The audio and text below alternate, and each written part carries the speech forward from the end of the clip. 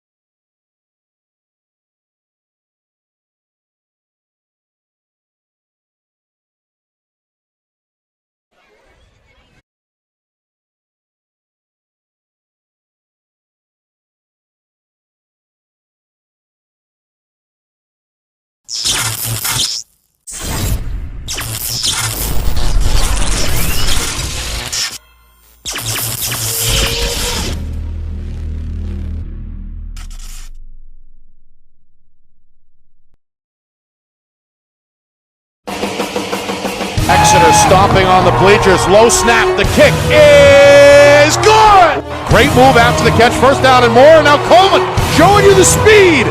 Breaks the tackle. Still alive at the 5 and in for the touchdown. Wow. He's gone. Gould showing you the speed. One man to beat. Yanico's going to break. He's going. Yanico inside the 5. Over the pylon. Touchdown. You got a game. Pinkerton. Going to throw on the run. Got him. Pulls it in with one hand. And now he's in the end zone. Trying to shake off a man at the 15. He's at the 5 there. And he's into the end zone. Left Hindle. Short pass. Put big hit. Here at the line of scrimmage. Gino in motion. Snap taken. Heating. Going to throw down the seam. He's got Coleman in the end zone.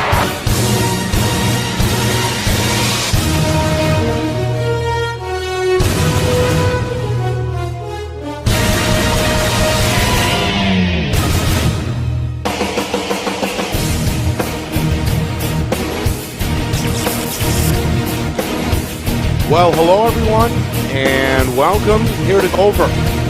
Nick and Aston, Steve Beals with you. It's for the Friday Night Lights New Hampshire Game of the Week, presented by Beals Insurance. The Exeter Bluehawks and the Dover Green Wave colliding here in week number 7. Two teams fighting for positioning down the stretch in Division I East. A wet field, a grass field. Overcast tonight, a little bit of wind, but overall pretty warm and not too shabby for mid-October. Both teams come in reeling a bit. Exeter, after a 4-0 start, they've dropped 2 in a row, a rarity in the Bill Ball era. The Bluehawks got off to business as usual, 31-14 over Portsmouth, an out-of-state win over Champlain Valley Union. And then a blowout over Salem. They squeaked by 3-0 against their longtime rival Winnicott before running into some real trouble. A road loss at Timberlane the first of the year 2 weeks ago, and then last week shut out in the second half where the offense only ran 6 plays after halftime and a loss to Bedford. Meanwhile, Dover on the other side, kind of a feel-good story to begin the year. They win 3 in a row. Out of the gate, wins over Winnicott, Sanford, Maine, and an overtime victory over Memorial. Then a tough 36-23 defeat at Spalding. They rebound well with a 7-0 win over Portsmouth, but kind of an unexpected loss on the road last week against Manchester Central, 18-14. So both teams overall are 4-2. When you take a look at the in-state record, both teams are 3-2.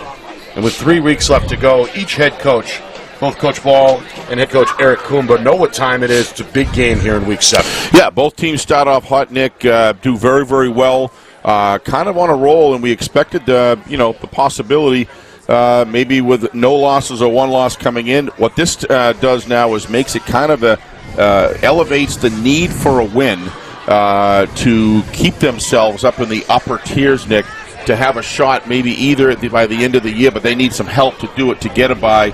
But they certainly want to be in the higher seed and get home field advantage. So this game has a lot of meaning to it. But to be perfectly honest, all Dover Exeter games have a lot of meaning to it. There's something about some of the rivalries in the East here that go way back, and without a question, no matter what the record, you saw it with Exeter and Winnicott, a 3-0. Wow. Let's talk about real quick last week in Bedford. We had on Gridiron Thursday night, we had Coach Ball on to talk about that game, but you brought it up, Nick. Imagine only 6 offensive plays in a whole 24-minute half of football. Tough to imagine. That's tough to imagine. So both of these teams really need to get on a roll. We've been here before in Dover. We always love coming here.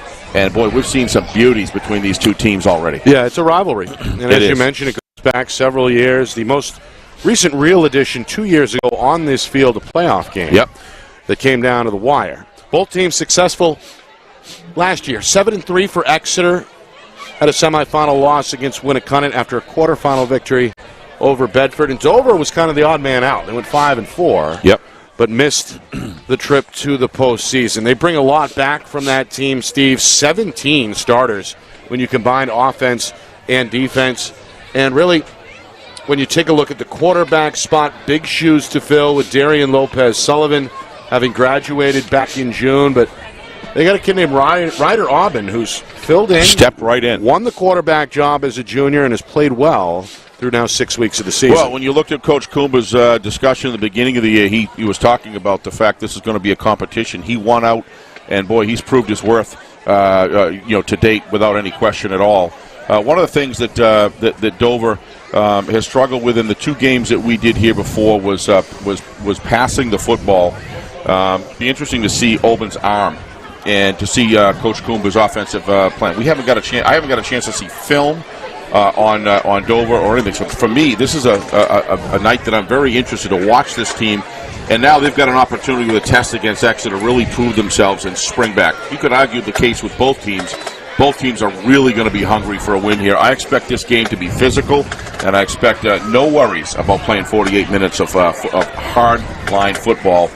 Very interesting to see Coach Ball, if he's going to throw the ball more, if there's going to be opportunities there. Listening to him the other night, you could sense in his voice, Nick, the sense of urgency and need in the middle of the season to turn this program around. He spent a lot of time with his assistant coaches to try to get that done, as Coach Kumba has, I'm sure. He's been on the job for 30 years. Wow. And back-to-back losses, rarity, 3 in a row, almost unheard of. Yeah, I think he's got like 4 jobs, doesn't he, between coach, referee, officiating, and of course, athletic director is full-time job. One-time lacrosse coach. That's right. Well. Yep. That's right. So Coach Ball all over the place, and well, we saw him before the game. Let's just put it this way: he's ready to go. He's dialed in. We'll see if his team is ready to go. Yep. We're ready to go, but again, if you're just joining us, we're doing so with heavy hearts tonight. Still in shock, really, in a lot of ways after the sudden and unexpected passing of one of our family members here at Friday Night Lights, New Hampshire, Craig Incardoni. Going to be missed down on the field. Was really a world-class videographer slash photographer, and he's left a hole in more ways than one, so to speak, that we're going to try our best to fill tonight.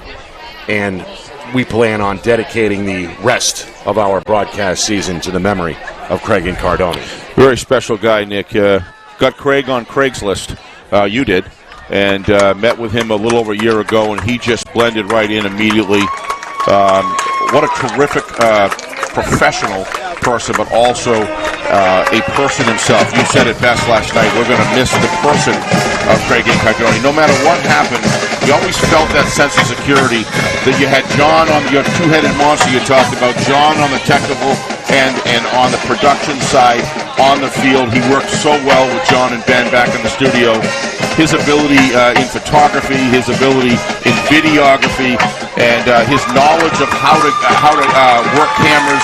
And we have some very intricate cameras, and he just took that right over and was able to help everybody else. But looking down in the field and not seeing his hair blown in the wind and seeing him so excited. And you also said, Nick, he took every game as if it was the one that was the most important. I thought that was a great line that you brought up on Gridiron last night. He absolutely did that, and we're all going to miss him terribly, and we're going to do whatever we can this year to try to live up to that standard and make him proud, because that's what he would want us to do. Again, our thoughts and prayers are with the Incardoni family moving forward. All right, when we come back, game time here in Dover. Exeter and Dover. It's our Friday Night Lights New Hampshire game of the week, and it's presented by Beals Insurance.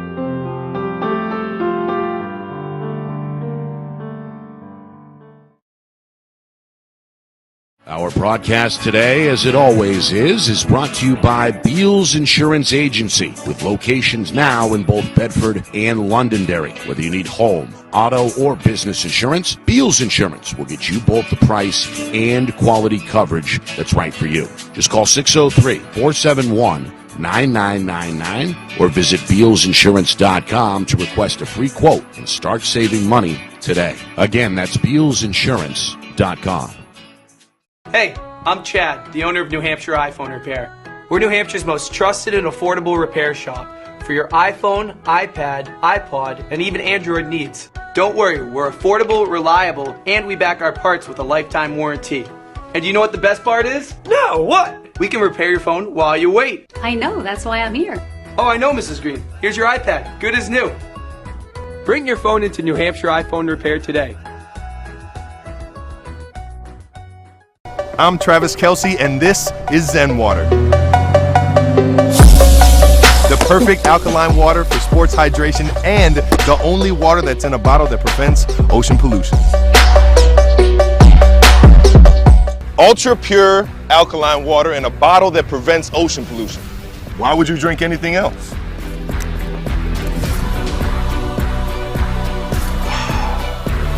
Seriously, why would you drink anything else?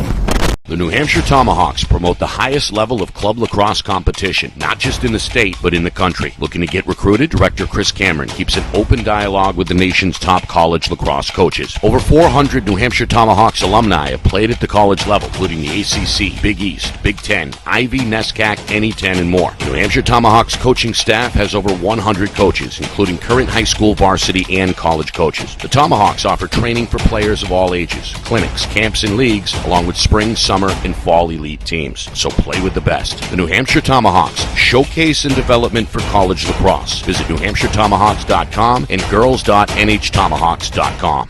How can you reach your team's fundraising goals at no risk and no cost? MG Sports offers a variety of products to make your team's fundraiser a success. Their products include tickets and discount cards to hundreds of local businesses. MG Sports now has a digital platform where athletes can raise funds in the comfort and safety of their own home. Don't waste another season. Raise more funds than ever before and become another football program in New Hampshire that sets fundraising records every season. MG Sports, fundraising made easy. Visit mgsportsfundraising.com to start raising money for your team today.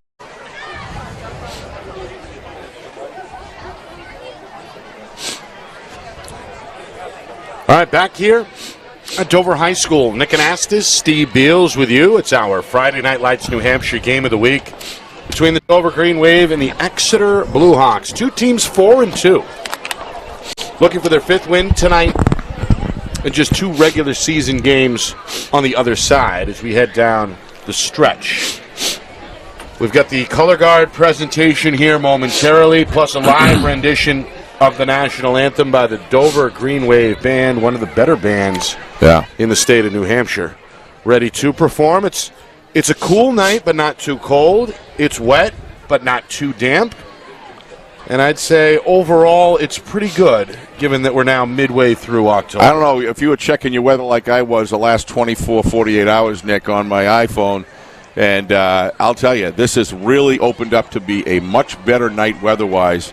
And we're so thankful for the people from Dover for allowing us to be in the press box here. And we just love coming here. It's a great venue. There's a lot of spirit here. This band we heard 2 years ago, and they were fantastic. That was during the COVID years, where we were based across the way over there because they isolated the media, which they had to do. And it was those games were the very early stages of us having a multi-camera set. Yep.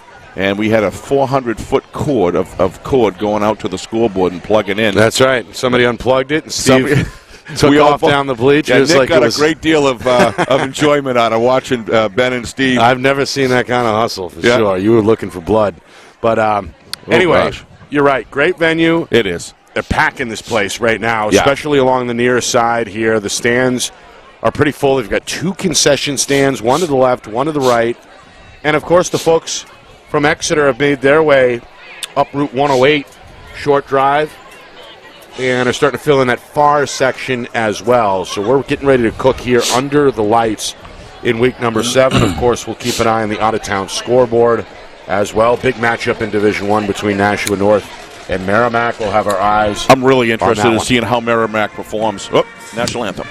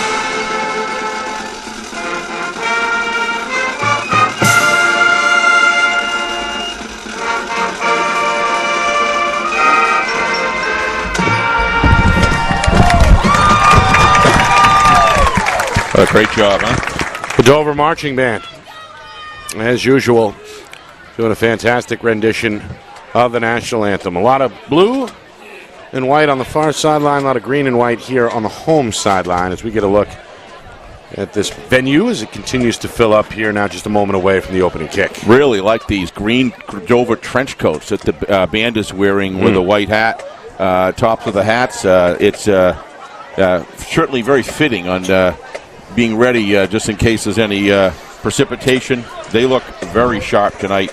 What a nice way to start the game. Terrific job. Based on our latest forecast, I think we're in the clear. We've had rain really over the last 24 hours or so, all day yesterday, all throughout last night, most of the morning throughout most of the state as well. But it has cleared off the last couple of hours, and I think we're good to go.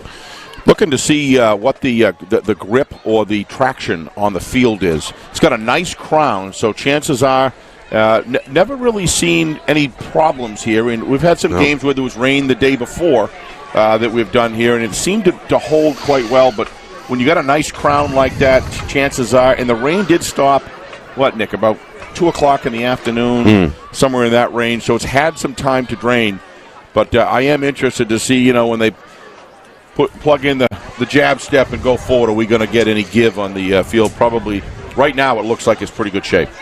Well, Exeter, they've been dealing with some injuries, Steve. A couple of the captains are not active tonight, and as you can see, just one representative in white over there at midfield. That, of course, is Michael DeTore, the 5'7" senior tailback. 4 captains for the home team, including number 30 in green. That's Brett Davis. You've heard his name, I'm sure, before. He's a 4-year starter. Yeah. Seems like he's been around forever. The senior is one of their more prolific playmakers. Yeah, I mean, Dover has been blessed with some really good runners. Yeah. I thought Lopez Sullivan was an outstanding runner as well, but he was a good passer, too. Just a terrific athlete. Understand that he's playing now at a private school down in Florida, I heard.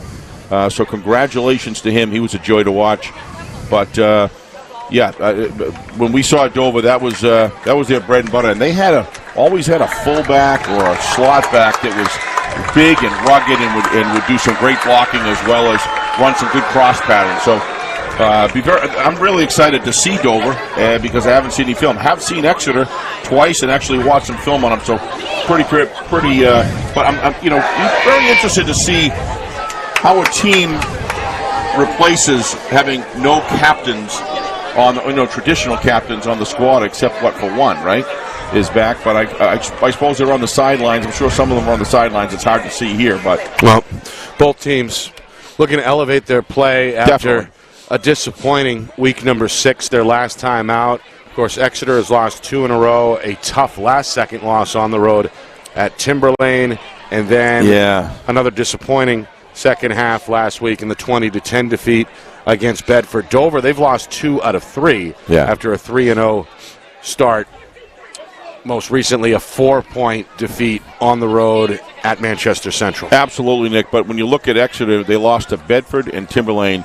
You were talking earlier, 2 teams that could be argued are playing as hot as anybody else in Division I right now. So Owls have won 4 straight. Bulldogs have won 5 in a row. Of course, we'll see Bedford tomorrow night at Stello Stadium when they take on Bishop Girton at 6 o'clock. We'll have the live coverage beginning at 5:45. All right, Exeter's going to get the football first.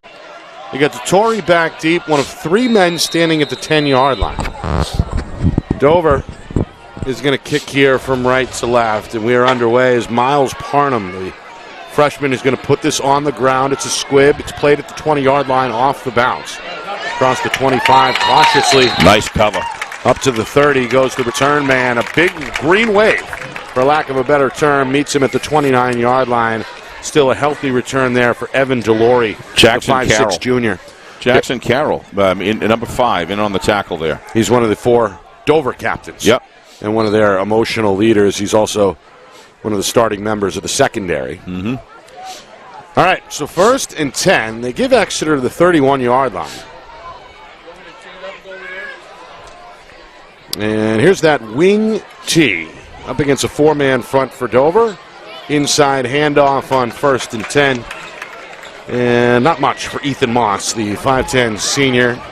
Although he does carve out, looks like 4 yards in the end to set up a 2nd and 5. Yeah, but nice field there by Bryce Carberry to tackle the ankles there and pull him down because he had a lot of room to run there, Nick, if that tackle wasn't made. So Carberry, one of 17 returning starters from a year ago for this Dover team. Looks like 2nd down and 6 officially. Dover's going to blitz. Exeter's going to go back to the ground, and Moss has a 1st down. Able to cut it back across the 40, is spun up to the 45-yard line, a gain of nearly 10. And Exeter going to move the sticks for the first time tonight. I think if we can get the replay here, you're going to see a left guard make a great tackle, make a great block here, Yeah. Came right down on him, opened that up. Look at, you can drive a pickup truck through there. Nice down block. Andrew Hellepis, one of the sophomores up front First and 10, Exeter at their own 46. Left side, first give for Aiden McGinnis, one of the bigger backs for Exeter. Wow, still on his going. feet. Over 200 pounds of raw muscle. Going to tumble his way down into Dover territory at the Green Wave 35-yard line. In the end, it's a 19-yard rip there for the Blue Hawks. Watch the left-hand guard. Comes through, right guard, excuse me. Comes across. Does a nice kick out, and just he keeps... You train running backs to keep your legs moving.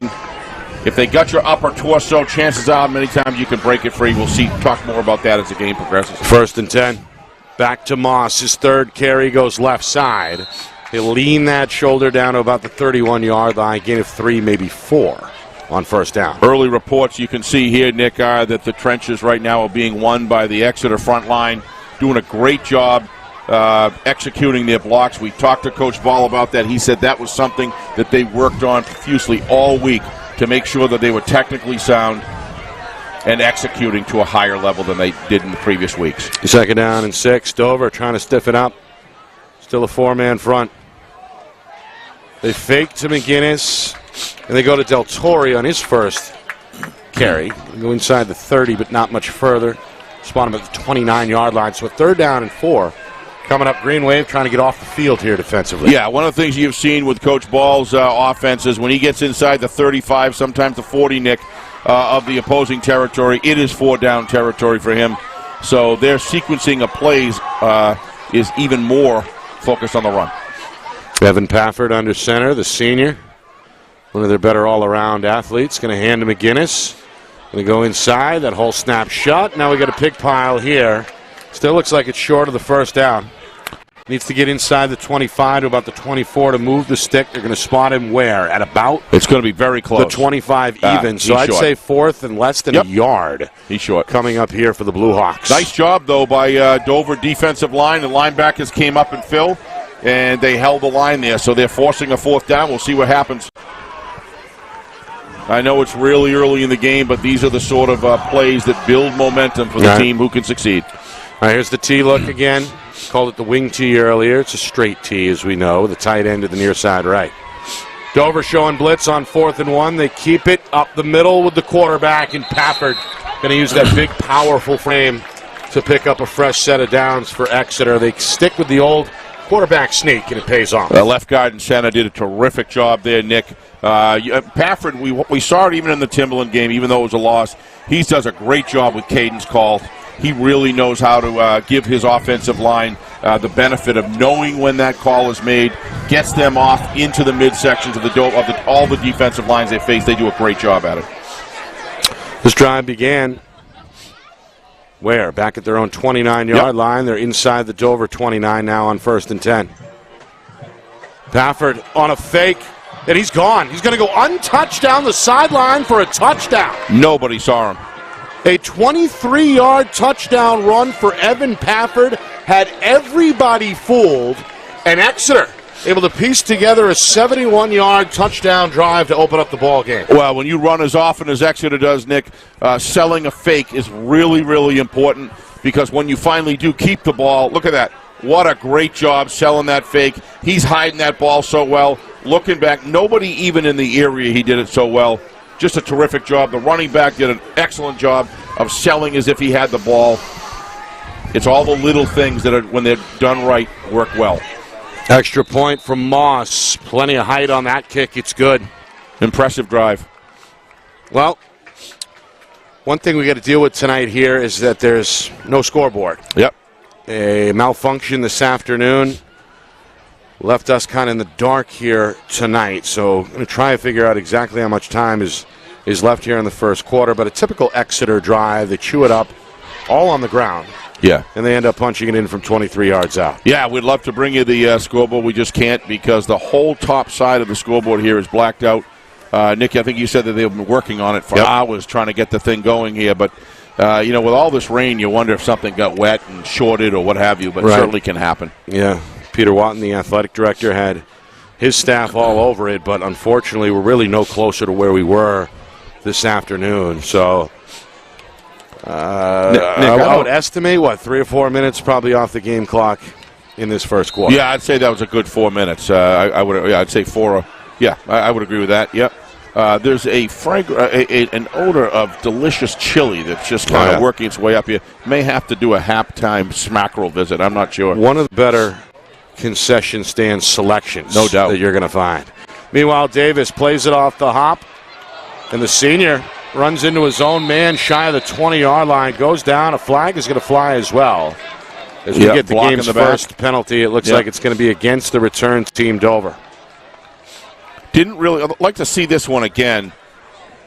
Didn't really see that, Nick.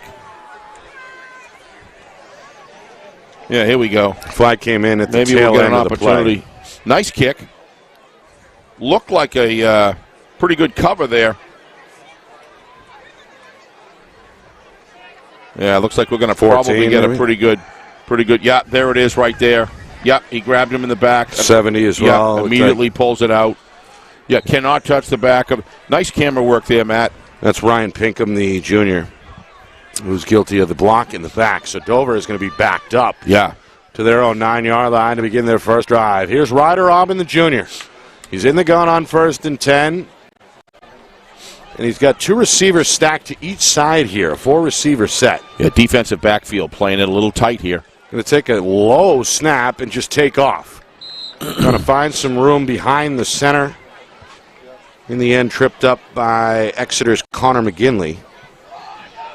Of course, that's not Aiden McGinley. The 2 seniors are out there contributing early for Exeter. It's a short gain of about 3 to set up 2nd and 7. Yeah,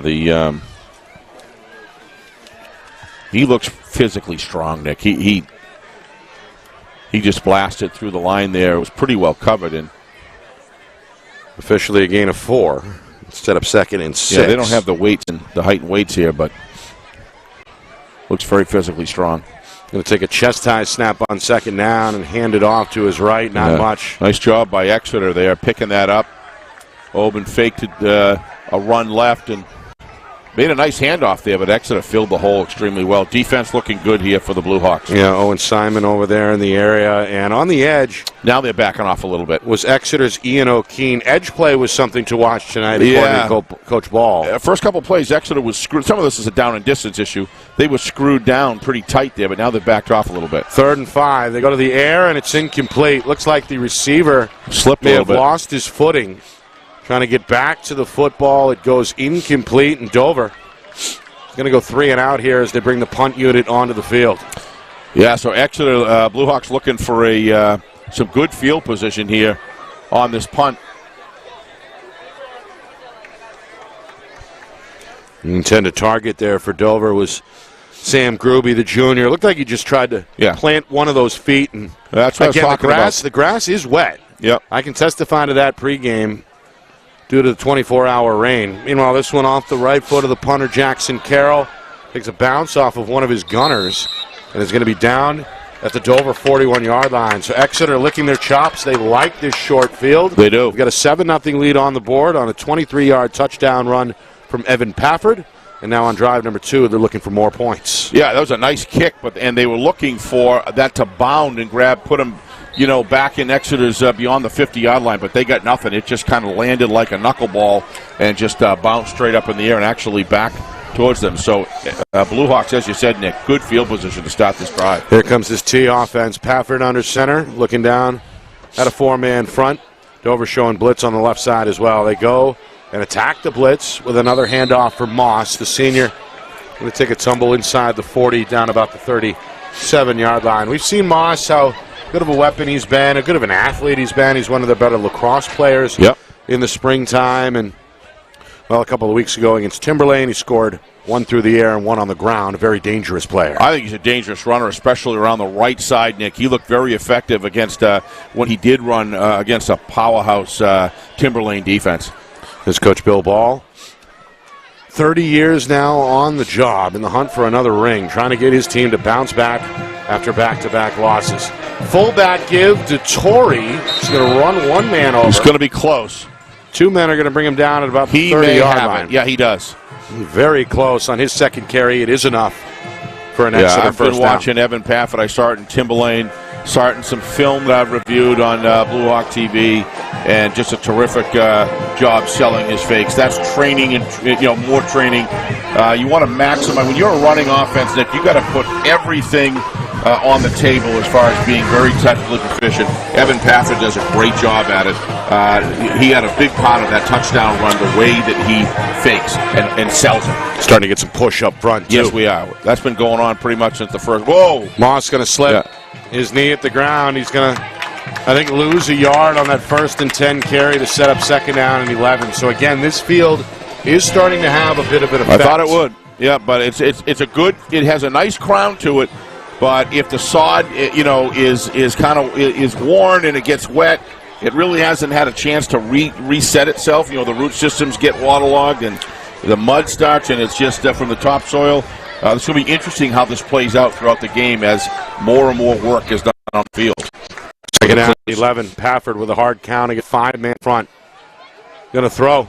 Oh, man, wow. He's got McGinley. Catch made, 1st down. Inside the 20, the senior has slipped at about the 16-yard line. Plenty of room there on that play fake. Yeah, but you're getting a clinic from Evan Pafford. Watch the way he fakes and sells this. He just does a terrific job. He just look how he puts it and pulls it out. Everybody's biting down on the middle run. And I thought I thought he was going for pay dirt there, Nick. But nice job coming back. I couldn't tell who that was. Good defensive recovery there to stop a touchdown. Tackle by Brady McGinnis out of the secondary. Meanwhile, Exeter's in the red zone for the first time tonight. They go inside to Torrey, the fullback. On his 3rd carry, meets some resistance after only a 2-yard gain. Stood up there in the hole, it looked like, by one of the Dover defensive linemen, Kyle Merrill, the junior. Yeah, it looks a little, Nick, like Dover's tackling a little bit high as they come through the hole. A lot of upper torso wrapping, and that's not going to bode well in a game when you're getting beaten down low.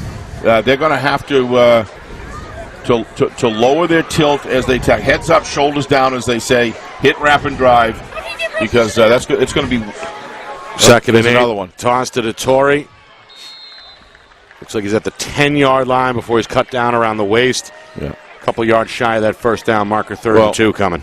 Evan Pafford has completely sold me on the way he sells fakes and the way he handles the pivot moves, the fake handoffs, the actual handoffs, his rollout, pretending he doesn't have the ball.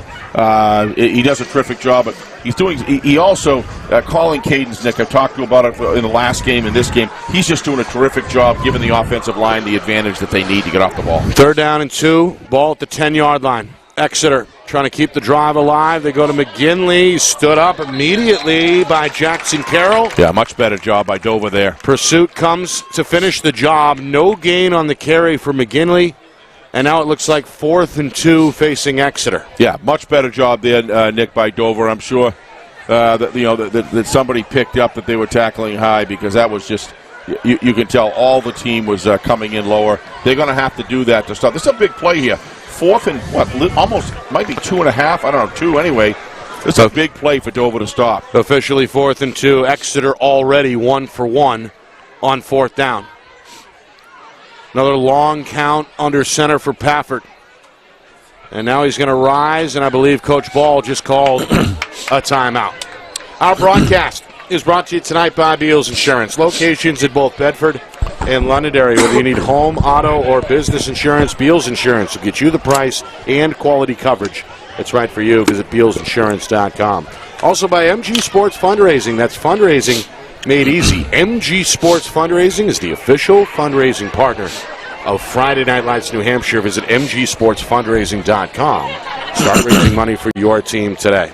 Also by the New Hampshire Tomahawks, showcase and development for college lacrosse. Visit NHTomahawks.com and also girls.NHTomahawks.com. By New Hampshire iPhone Repair. It's done while you wait, and it's backed by their lifetime warranty. Now with 6 locations in southern New Hampshire and on the Seacoast, visit NHiPhoneRepair.com. And finally by Ghost Energy. Ghost is an active sports nutrition brand that empowers users to be seen beyond the walls of the gym. So be seen with Ghost Energy. Nick Anastas, Steve Beals with you. It's our Friday Night Lights New Hampshire Game of the Week, presented by Beals Insurance. Exeter, they took the opening drive 71 yards down the field. Their quarterback, Evan Pafford, untouched on the 23-yard touchdown. That's where we are, 7-0. Blue Hawks trying to keep it going. 4th and 2 at the Dover 10-yard line. Dettori. You got it. Going to take a plunge over the left guard. No, he's not. Instead, it's Pafford on another brilliant play fake. The quarterback is in the end zone for the touchdown. His second score of this first quarter. Evan Pafford, as Steve said, putting on a clinic. It's 13-0 Blue Hawks. Yeah, and the clinic just gets better and better and more prolific as time. Not only does he sell that fake, he avoids some good athletes on that run, Nick. Avoids the tackles. Watch this here. Everybody's buying it. Everybody. It's very difficult to see. I can totally understand how that happens, but Evan Pafford is as good as it gets that I've seen of anybody.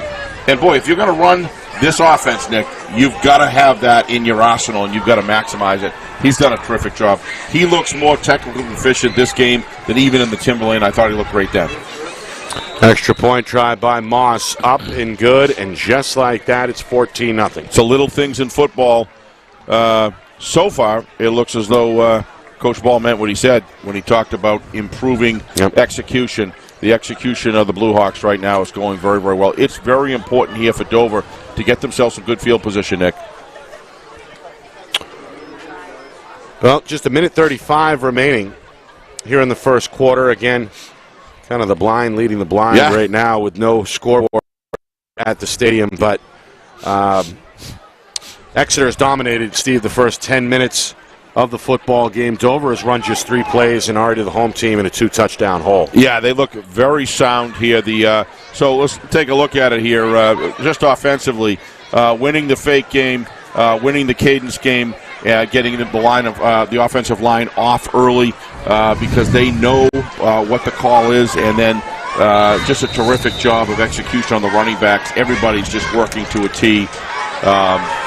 They're winning in all categories on offense right now, Nick. And Dover shows that when the run comes at them, they can stop it. But just great play calling, great execution. Moss takes some speed off this one, takes a bounce inside the 20, fielded by one of the up men, and out of bounds to the near side goes the returnee, Brady McGinnis. Wrapped up pretty well there by Sean DeLello. Yeah, comes in low and then wraps and lifts. And anything you're always taught, wrestling doesn't matter. Immobilize the strength of where the body is down in the hip level. So watch him as he comes in this play. He tackles him and then he lifts him up and takes his momentum completely away from him, and that's how you can neutralize a runner coming at you that speed. Very well done. Dover's at the best field position they've had so far, right? So far. Drive number 2. They began their first drive inside their own 10-yard line at the 9. Here, a little more breathing room at their own 26. Yep. Maybe can open things up a little bit. Out of the pistol, Aubin has got a tail behind him, takes a low snap, and they go up the middle.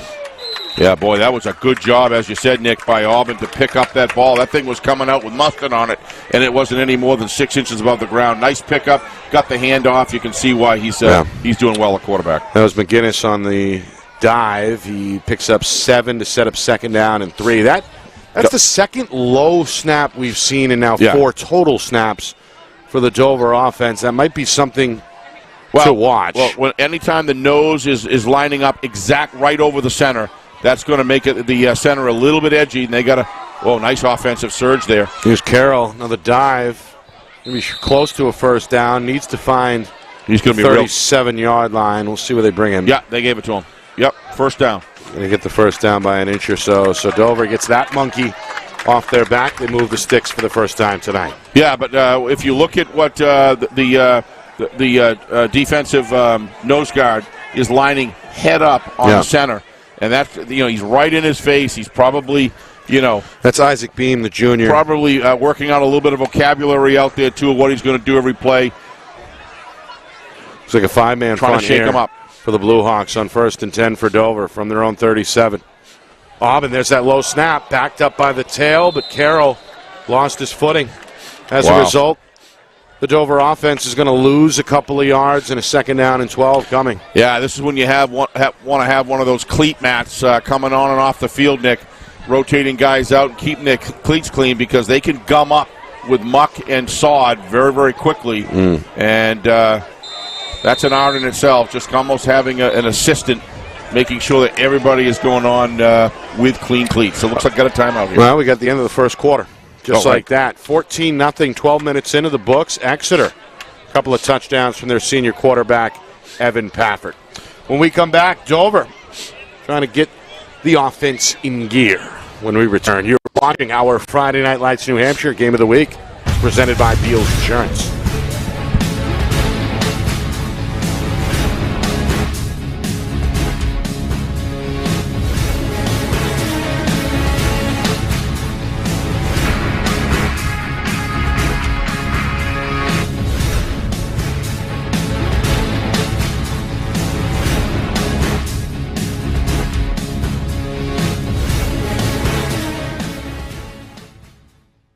Our broadcast today, as it always is brought to you by Beals Insurance Agency, with locations now in both Bedford and Londonderry. Whether you need home, auto, or business insurance, Beals Insurance will get you both the price and quality coverage that's right for you. Just call 603-471-9999 or visit BealsInsurance.com to request a free quote and start saving money today. Again, that's BealsInsurance.com. Wow. A lot of people here.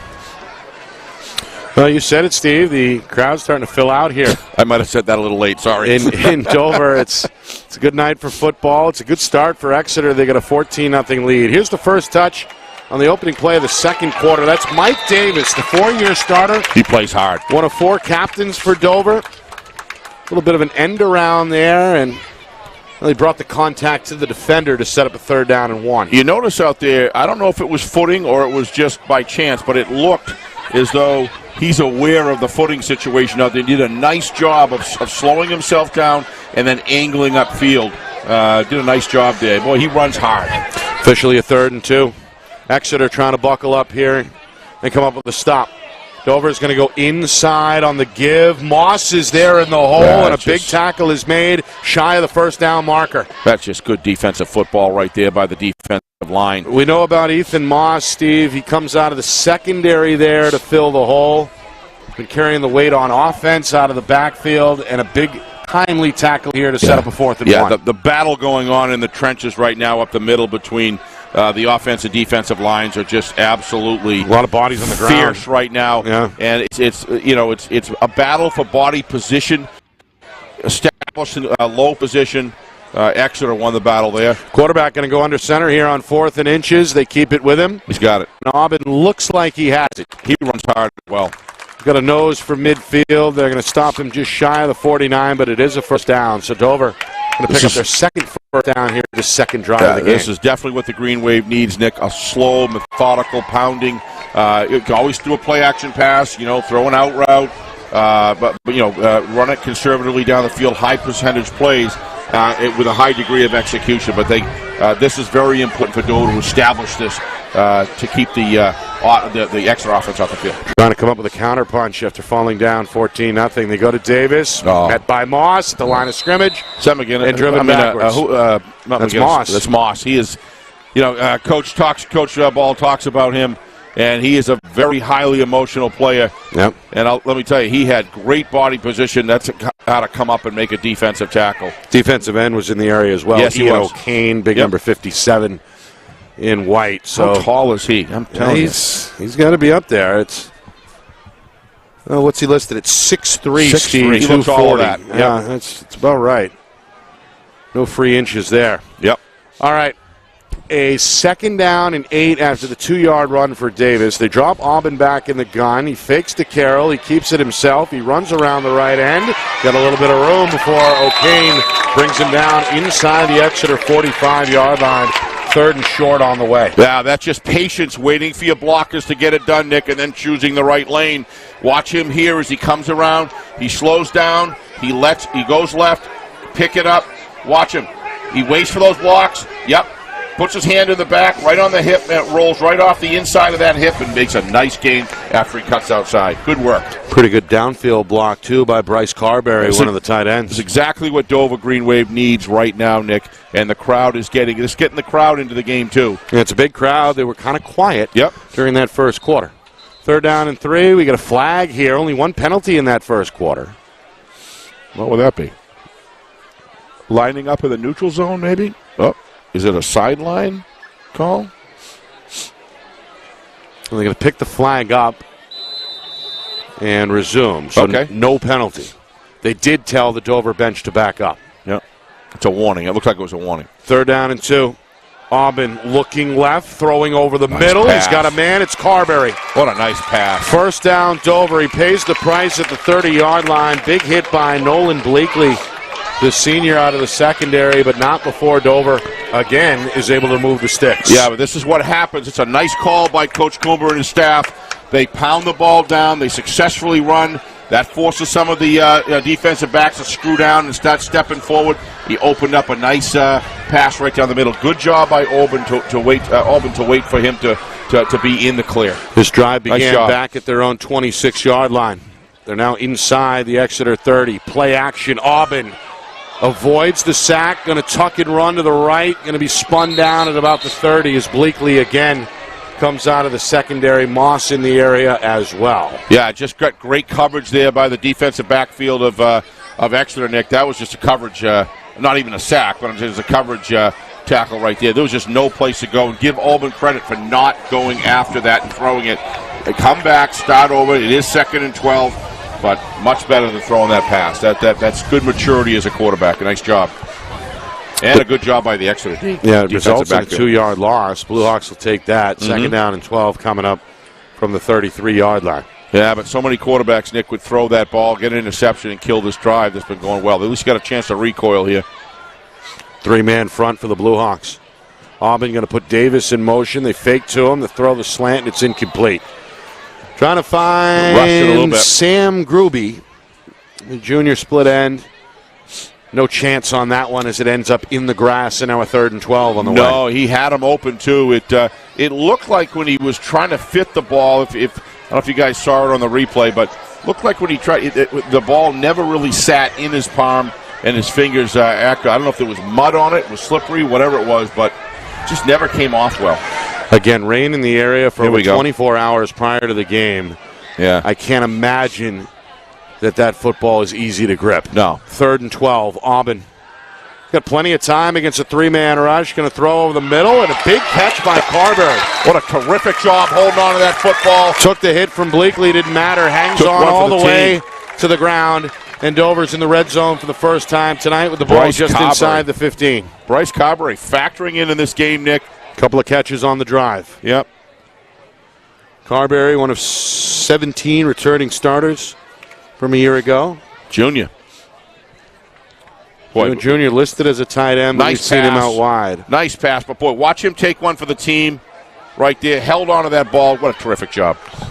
1st and 10 from the Blue Hawk 15. They go up the middle, and a tackle is made immediately in the hole there by Exeter's Eli Beam. Yep. So both Beams, Eli and Isaac, Who ran that ball, contributing there. Nick? Was that 25?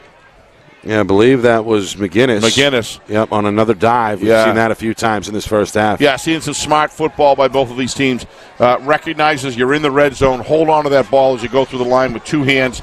Grip it tight. Don't let anybody spill it. Wet night, cool night. Great job. This is the response Coach Kumba was hoping for after Exeter scored twice, 2 touchdowns in that first quarter. Dover trying to get on the board. McGinnis with a hole left side. Going to push the pile an additional yard or 2 down inside the 10-yard line before he's gang tackled at about the 8. Gain of 5. Like he hesitated through the hole here. Watch this. No. That was he had a tackler. He had an Exeter tackler, defensive lineman right in front of him there. So I didn't see him. Boy, they come in low. Yeah, Moss met him in the hole. Nice got job. another tackle. Yep. As Moss starting to rack him up. 3rd and 5, big play. Ball at the Exeter 7-yard line. Out of the pistol. They fake to McGinnis. They try the outside run to Davis, and he's taken down in the backfield by DeTore. Meanwhile, a flag is thrown here late. Looked like it was on the tackle. I'm sure they'll decline it. They already had a 4 or 5 yard loss, and they could actually have a 4 or 5 loss and lose it down rather than gaining 10. I think. Is he going to take it? It's only going to be the game's 2nd penalty. Yeah, I think Coach Ball's going to back him up. We saw one on the opening kick. That could be a field goal play as well, Nick. I'm surprised. I thought, looked to me like he lost quite a bit of yardage there, but, might be a good strategy in itself, just trying to put them out of field goal range. So. Yeah, it's going to be backed up outside now the 21-yard line. But it does give them an extra down. First down marker is at the 5, so it's 3rd and 16 here. Dover with their most promising drive of this first half. Hoping it'll end with points of some kind, whether it's 3 or 6. They'll take the snap. Gonna have to get rid of it. Catch made, but tackled immediately is Carberry. Flag down. Down around the 15-yard line, and again there's a flag at the 15. So only one penalty. Does that delay a game? Up until the last 2 plays, we've seen now back-to-back infractions. I couldn't see what the infraction was. Might be another hold. No, it wasn't a hold. No? No. Coach Kumba looking for an explanation, as is Coach Ball. I thought it was delay a game. Who is now making his way onto the field from the visitor sideline. What do you know? I got to be right once in a while, Nick. Not sure what the issue is. The officials are, I think, going to back this up here. Yeah, so it's delay a game, I believe. He's going to come out and make the call again. Yeah. Declined. Yep. Yeah. All right, so the play stands. I think Coach Ball was making a field position change by taking that penalty. Make sure that they can't grab 3. And so far it's working out with them because now you got 4th down and 17 maybe? Yeah, 4th and 16 officially. The ball is at the 21-yard line. So that last play did count for no gain. No gain. So now we get a 4th down and 17. They're going to try the field goal anyway here, Steve. Yep. It's going to be a deep kick. Well, I think Coach Ball's aware. He's a good kicker. Tucker Johnson, the junior, to try and boot this from 34 yards out. It's up and no good. Yeah, had the distance, but it was over the right side of the upright. Wide right, no good. 34-yarder. Not going to happen for Johnson, who looks dejected, the junior. But he had the distance. Yep. Looks like he's got his shoulders slumped as he comes over to the home sideline. Coach Kumba gives him a pat on the shoulder. I couldn't tell on the replay, Nick, how far he missed. I think it was a 34-yarder. Oh, no, but he had plenty of leg. Of leg. Tough for us to tell here. You can't really tell. The uprights are only about half as high as they typically are. Here we go. Going to get a good shot of it right here. You can see the upright is a little short. So it's really a judgment call at that point. Looks like about 3-4 feet wide. By the officials. Nice. And I think they get it right. So Exeter's defense holds. The shutout is still intact. The 14-0 lead is still on the board. Figure of speech only. Yep. They run it up the middle on 1st down and get a couple to set up 2nd down. Yep. And 8. Nick Anastas, Steve Beals with you here. Packed house in Dover, 14-0. Exeter, a couple of touchdown runs from their quarterback, both in the first quarter. Evan Pafford, a 23-yard run where he went untouched. Nick, this is then a 10-yard score to make it 14-zip. It's a great place to call a game. We're in a catbird seat here. This is terrific. Yeah, very good vantage point for us here in the booth. Pafford going to toss to Torrey, looking for the edge. He's got a man on his back. He'll be lucky to get back to the line of scrimmage. He has. I got a little bit. Yeah, he turned the corner a tail bit at the end and got a yard or two. Yep, up to about the 25-yard line. Looks like a 3rd and 5 on the way. We saw that in Timberland. He does not want to go down, and he lowers his shoulder. He's not a big guy, but he's powerful. He's got great leg drive, and he grabbed an extra 2 or 3 yards there because you were right. They had him right at the line of scrimmage, and he pulled off another 2 or 3 yards out of it. Yeah, he gave one of the defenders a ride at the tail end of that run. He's only 5'7", built low to the ground, to your point. Yeah, but strong. Down to 4 minutes here in the first half. A fast-moving first half here in Dover. Exeter on a 3rd down and 5, trying to keep the offense on the field. They're going to roll out Pafford. Senior's got some run room. He's got a 1st down and more. 40, 45, finally brought down at about the 48-yard line. Another big run for Evan Pafford. In the end, nearly 23 more yards tacked on to his rushing total. Yeah, Evans just impressed me in the Timberland game, Nick. The only thing in that game, Capetta played out of his mind that game. He was unbelievable. But don't underestimate the way Evan Pafford played. It was a tight game right down to the wire against an extremely good football team. I really like the way he's playing tonight. He's doing a lot of things extremely sound. You saw him waiting for the block to develop, and he says, "Hey, get him." Guiding his players. He's very much in right now. Downfield. Great job. And getting a piece there on the block. It's all about blocking and tackling for the Blue Hawks. 1st and 10. Exeter stay with Pafford on the play fake. They call his number. He runs right side. And again, is going to carry a couple of Dover defenders with him into Green Wave territory down to the 47 of Dover. So a 5-yard pickup there for Pafford. Well, we talked at Gridiron last night to a couple of different coaches about the conditions as it gets later, and certain offenses benefit from that. We talked about Coach O'Reilly, Coach Exeter. When you can run the ball, and that's your mainstay, the colder, the wetter, the damper, the more frozen conditions are off, these sort of offenses begin to show their merit. Yep. And in New Hampshire, it is not Texas. This tee has been working for 30 years. It has. For Coach Ball, whether it's Division 1, Division 2, whatever it's been, they've been competitive. 2nd down and 4 after the 6-yard pickup. Straight dive this time and another. 1st down for Exeter. It's the first carry tonight, Steve, for Desmond Rugg. 5'10", 160-pound senior, part of this deep backfield for Coach Ball. Yeah, well-conditioned group of guys, bigger, not bigger, faster and bigger. These guys, you can tell they've been in the weight room. They didn't start in the end of June to weight lift. No. They've been in since January, getting themselves in condition. 1st and 10. This T offense continues to roll at the Dover 35-yard line against a 5-man front. They fake to McGinnis. Pafford going to throw. Looking deep down the field. He's got McGinley. Catch made at the 10. Going to be a score out of bounds inside the 5-yard line by the defensive back, Jackson Carroll. First time Pafford is, no, second time Pafford has gone to the air tonight. It's another completion and a big first down. Just a very good play call at the perfect time, Nick. Everybody was clamping in. He fakes the run through the middle, draws. That bite down so many runs, Nick, and that's what opens up that out pattern, the deep out pattern. He waits very patiently for him to break it.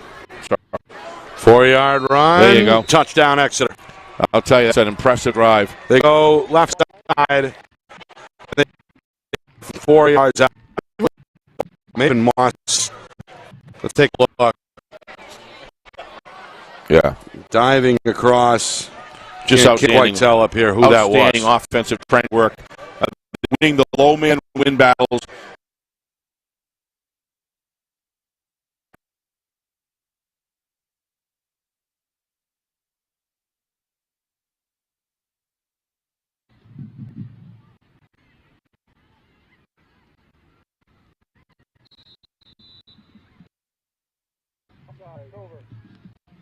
Judge going to throw it. Well, there's quite a few flags the second quarter here. All beginning against Dover as well. It's only one in that first period. All 3 here in the second quarter have gone against the Green Wave. And a neutral zone infraction here. They're going to give Exeter half the distance and spot the ball at the 1-yard line. I'm sure tempting Coach Ball to go for 2 here maybe. Going to bring Pafford back into the huddle. Moss was 2 for 2 on extra point tries, but with the ball just 3 feet away from the goal line, Exeter's going to go for 2 here. Trying to make it 22-0. Pafford under center against a loaded box. Fake to McGinley. He's going to follow his back into the end zone for the touchdown. Yeah, well, they get everybody to bite down on the fake to the back through the hole, Nick. And he actually turns into a blocker immediately after that and opens up a little lane there for Pafford. And he knifes his way through. That's a nice drive by the Exeter Blue Hawks. Dover's got to really answer back now, Nick. I don't know what we have for time left, but we're down inside of 3 minutes. 3 minutes until halftime. Again, dealing with a broken scoreboard tonight. Exeter dominating now 22-0. Doesn't matter so much in the above 3 or 4 minutes, but once we start getting in 3 or 4, that clock becomes really nice to know. But not much we can do here. I think that clock took a lot of water over the last. It was torrential for a long period of time. So, well, if you're Dover, obviously you're dejected. Yeah, just got to fight it though. On the heels of your second drive that came away without points, that seemed to have sputtered in the red zone. Now you're down 22-0 after giving up a third touchdown. Well, the holding penalty and the delay of game penalty really hurt him there, Nick. Clearly, Coach Ball was aware of how good the good leg that the Green Wave kicker had, and he backed them up. And I think that was turned out to be a very consequential call because it didn't miss by much, even from 37 yards. Right. Squib kick from Moss. One of the returnees just going to fall on it at the 20-yard line, so no return. That's McGinnis, who just wanted to ensure the possession there for the home team. Yep. So drive number 3 for Dover. Their first possession went 3 and out. Second possession, ate up some clock. They moved the ball up and down the field. Yep. But again, ran into trouble, right, with some penalties, some mistakes in the inside the red zone. Missed the 34-yard field goal, and Exeter, well, they're 3 for 3 when they've had the football. All of their drives have resulted in touchdowns. Meanwhile, the junior, Ryder Aubin, back to work at a clean pocket. Pass. Got a man over the middle. Oh, this young man can throw a ball. Another catch for Bryce Carberry. That's his 4th grab.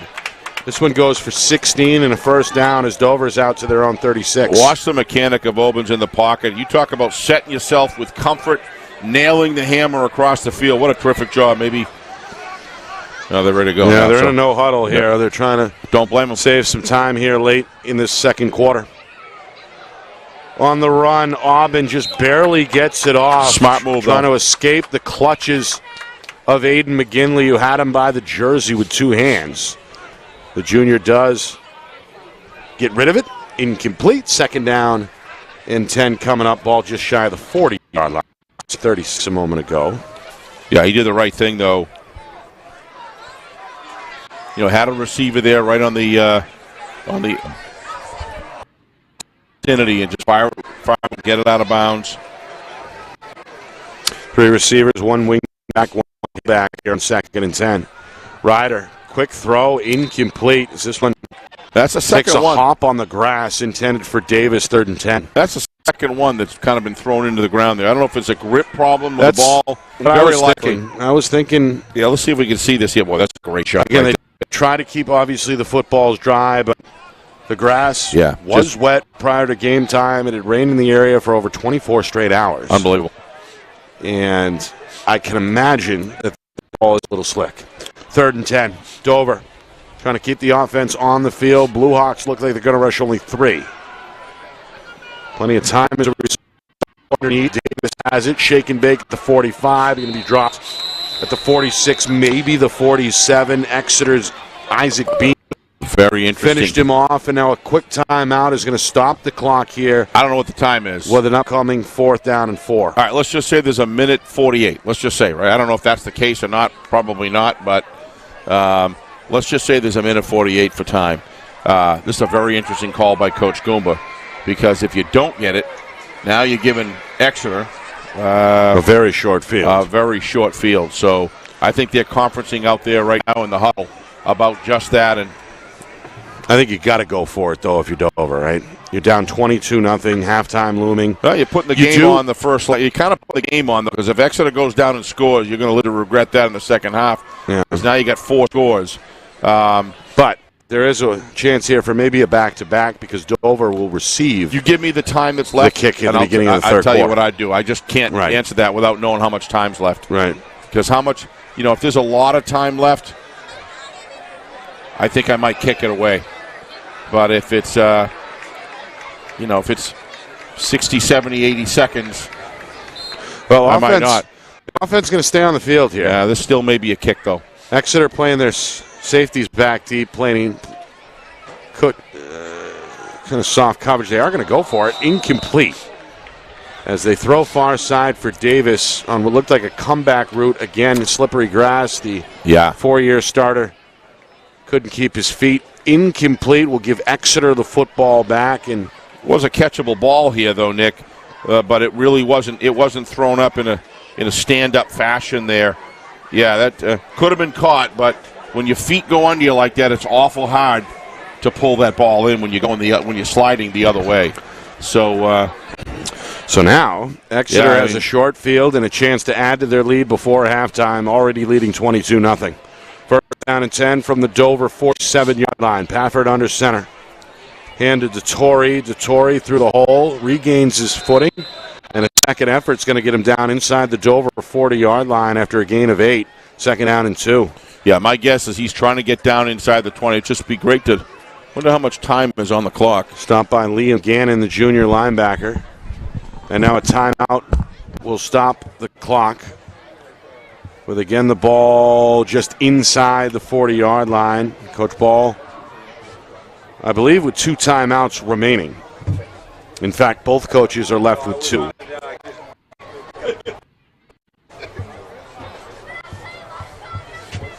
On it a little closer to the end, the 39-yard line. Coming up at halftime. Back at the first half, full recap, stats, highlights, analysis, plus a look around the league scoreboard, week number 7 statewide. All that coming up at halftime. Yeah, this is an interesting. Again, we don't know how much time left. Exeter is acting like they feel within striking. Within the context of having the ability to strike. I'm sure they're looking for field goal position at this point to see if they can give their kicker a chance. And remember, that 3 points is huge. You got a 22 lead. That's 25. Right. That the magic number, of course, is 35, which correct. would trigger a running clock. And we know that Ethan Moss has the leg. They're going to fake to the Torrey. Pafford going to throw deep down the seam for Moss. Knocked and then intercepted. Well, they dodged the bullet there with the interception. Nice defensive play. Jackson got a piece, and then Morgan Levesque, the sophomore. No, that's the junior Samuel Gruby, who picked it off, showing you the quick reflexes. Dover going to take over inside their own 5-yard line. I think you'll see in replay, he should have thrown this ball just a half a second earlier because he wants to throw him as he comes to clear it. Watch him. He gave time because it was thrown a little bit late, a little bit under for a great defensive play by Davis, number 30, Brett Davis. Yep, 4-year starter. Big play. Showing some hustle there and made a good play on the football, and then his teammate Gruby able to react quickly, pick it off on the tip drill. He had separation there for a little while. He probably should have thrown that a split second earlier and with a little bit more of a lead. They're just going to Dover looking for breathing room. They keep it with the quarterback. Aubin going to follow his right guard and lower his shoulder up to the 10-yard line. I mean, Dover's got a tall order here to hold Exeter scoreless in the second half. That's going to be a difficult feat. But they're home, and they dodged the bullet right there. They're still within striking range here. If you take their offense, they can move the ball on the field if Aubin and his receivers can get hot. And halftime here in Dover. Exeter looking strong. They come out and score 2 touchdowns in the first quarter. 1 more in the second. And that's where we are, 22-0. The Blue Hawks looking to get back to their winning ways. And doing so here over a conference rival. So far, so good for Coach Ball and Exeter. So far, so good. Dover's got to strike first here, Nick. I think they will get the kick to begin the third quarter because they kicked it off. So that's important. If they can put together a drive and make this thing 22-7, 22-8, with 2/3 of the third quarter left, then all of a sudden momentum, get the crowd into it. There's hope, but they've got to have less penalties when they get down towards the red zone, and they got to execute a little bit better. But I got to tell you, Aubin, when he's firing the ball and accurately, they can move the ball down the field quickly. But they're going to have to keep Exeter out of the end zone for pretty much 24 minutes in the second half. Easier said than done. Yes, although it is. Bedford was able to do that last week. Yep. We'll see if Dover is up to the task. Right. Yep. All right, coming up. Look back at that first half, full recap, stats, highlights. We'll get Steve's keys. And a look around the league as well. Big night tonight, Merrimack North laying their undefeated status on the line against the Tomahawks. We'll see if we can get an update there. And then also a look at some of the lower divisions if we can as well. Meanwhile, the on-field entertainment getting set to go as well. The Dover Marching Band and the Color Guard, they always put on a good show. Sure do. They're getting ready right now, and we'll bring some of that performance to you coming up in just a few minutes. So a lot to get to at halftime. Exeter with a comfortable lead on the road here in Dover. The Blue Hawks out in front of the Green Wave, 22-0 at halftime. You are watching our Friday Night Lights New Hampshire Game of the Week. It's presented by Beals Insurance.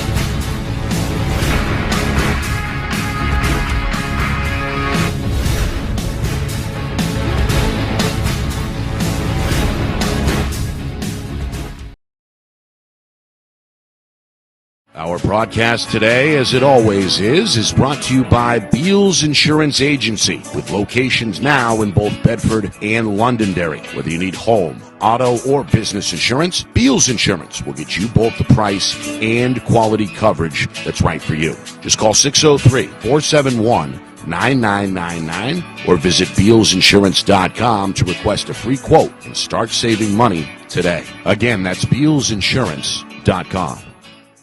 Hey, I'm Chad, the owner of New Hampshire iPhone Repair. We're New Hampshire's most trusted and affordable repair shop for your iPhone, iPad, iPod, and even Android needs. Don't worry, we're affordable, reliable, and we back our parts with a lifetime warranty. And do you know what the best part is? No, what? We can repair your phone while you wait. I know, that's why I'm here. Oh, I know, Mrs. Green. Here's your iPad, good as new. Bring your phone into New Hampshire iPhone Repair today. I'm Travis Kelsey, and this is Zen Water. The perfect alkaline water for sports hydration and the only water that's in a bottle that prevents ocean pollution. Ultra pure alkaline water in a bottle that prevents ocean pollution. Why would you drink anything else?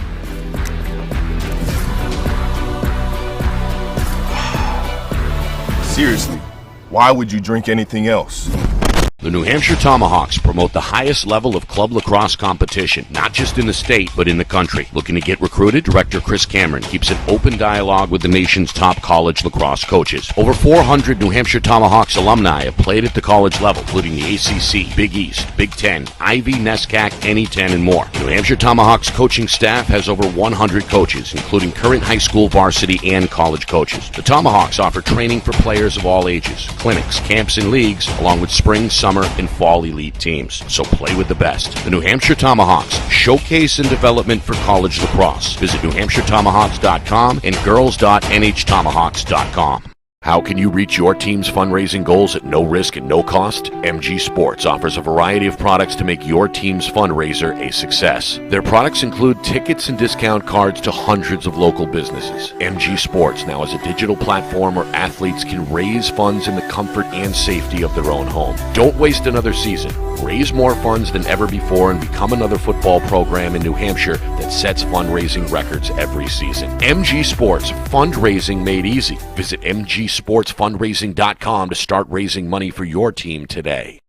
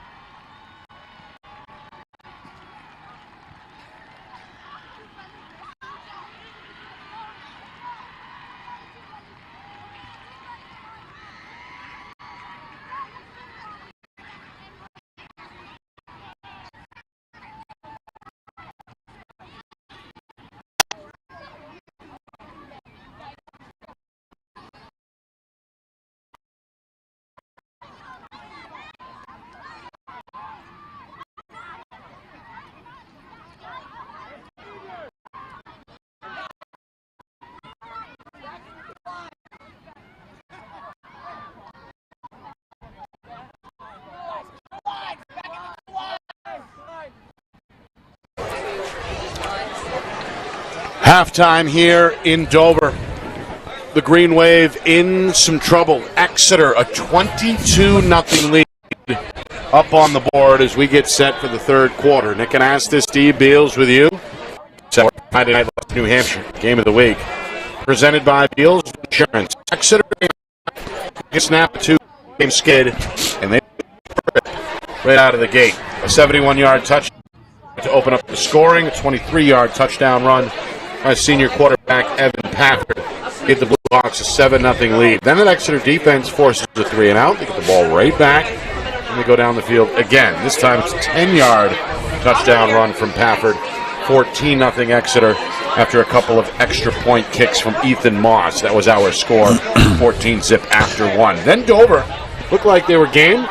Went down the field, 3 or 4 first downs, and then sputtered in the red zone. Came away empty after a missed 34-yard field goal. Exeter, a third touchdown after the third drive as well. This time, a short touchdown run, a 4-yarder from Moss, 2-point try for Pafford, 22-0 at halftime. Yeah, I think it's fair to say if they're in, if they didn't have that the 2 penalties, Nick, that field goal probably would have gone through. They would have had at least 3 points on the board. It may not, it may be 22-3, but it's something. And you were able to offensively produce for your work. What Dover's got to overcome right now is completely forget that first half. They've got to come out here and do one thing. That is come down and score on this drive, Nick, with a good, sustained, well-executed drive. And then they got to be looking for, the opportunity in between defensively to maybe get a turnover or something like that, or wait for a mistake to be made by the Blue Hawks, Nick, to be able to get this within one score. But they're going to need a little bit of fortune, but they're going to need a lot of hard work and execution to be able to get back in this game. We'll see what they can do with this drive. Third quarter about to begin. Halftime festivities are over. Great job of the Dover Marching Band, plus some of the youngsters who are here, part of the Dover Youth Football Program, were honored at halftime as well. Great to see the joy it is on those youngsters' faces. Meanwhile, another squib kick, no return, but decent starting field position here for the Dover offense. First down and 10 from their own 30. Yeah, field conditions don't look any better, Nick. What happens is after a while, once you start breaking up that turf, the subsoil begins to get muddy and gets a layer of a very slick. Hopefully, it'll hold up well enough. But wouldn't be surprised if we during the game. Saw several players slip on both teams. Yes. At times in that first half. Yeah, Meanwhile, flags are going to fly. It's a false start is going to be called against Dover. See now 4 or 5 penalties all against the Green Wave. Yeah, I'd say 5 anyway. I would agree, Nick. I think that's the 5th. We saw 3 in the second quarter and 1 on the first play of the game. Yeah, that's a really difficult way to start a drive. If now you're 1st and 15. Let's see what they can do here. Back to their own 25 out of the gun. Aubin turns to his left, handoff. And this one is straight downhill running for Brady McGinnis. He's run hard tonight. He sure has. The junior going to get back to the original line of scrimmage and then some. In the end, looks like a 9-yard pickup on 1st and 15 to set up second down and 6. What a great block there by number 70 from Dover. Big hole there. That's Ryan Pinkham, the junior. Terrific job by Ryan, just cleaning out that hole. They can move the ball, Nick, again. They've done it. Just haven't been able to cash in so far.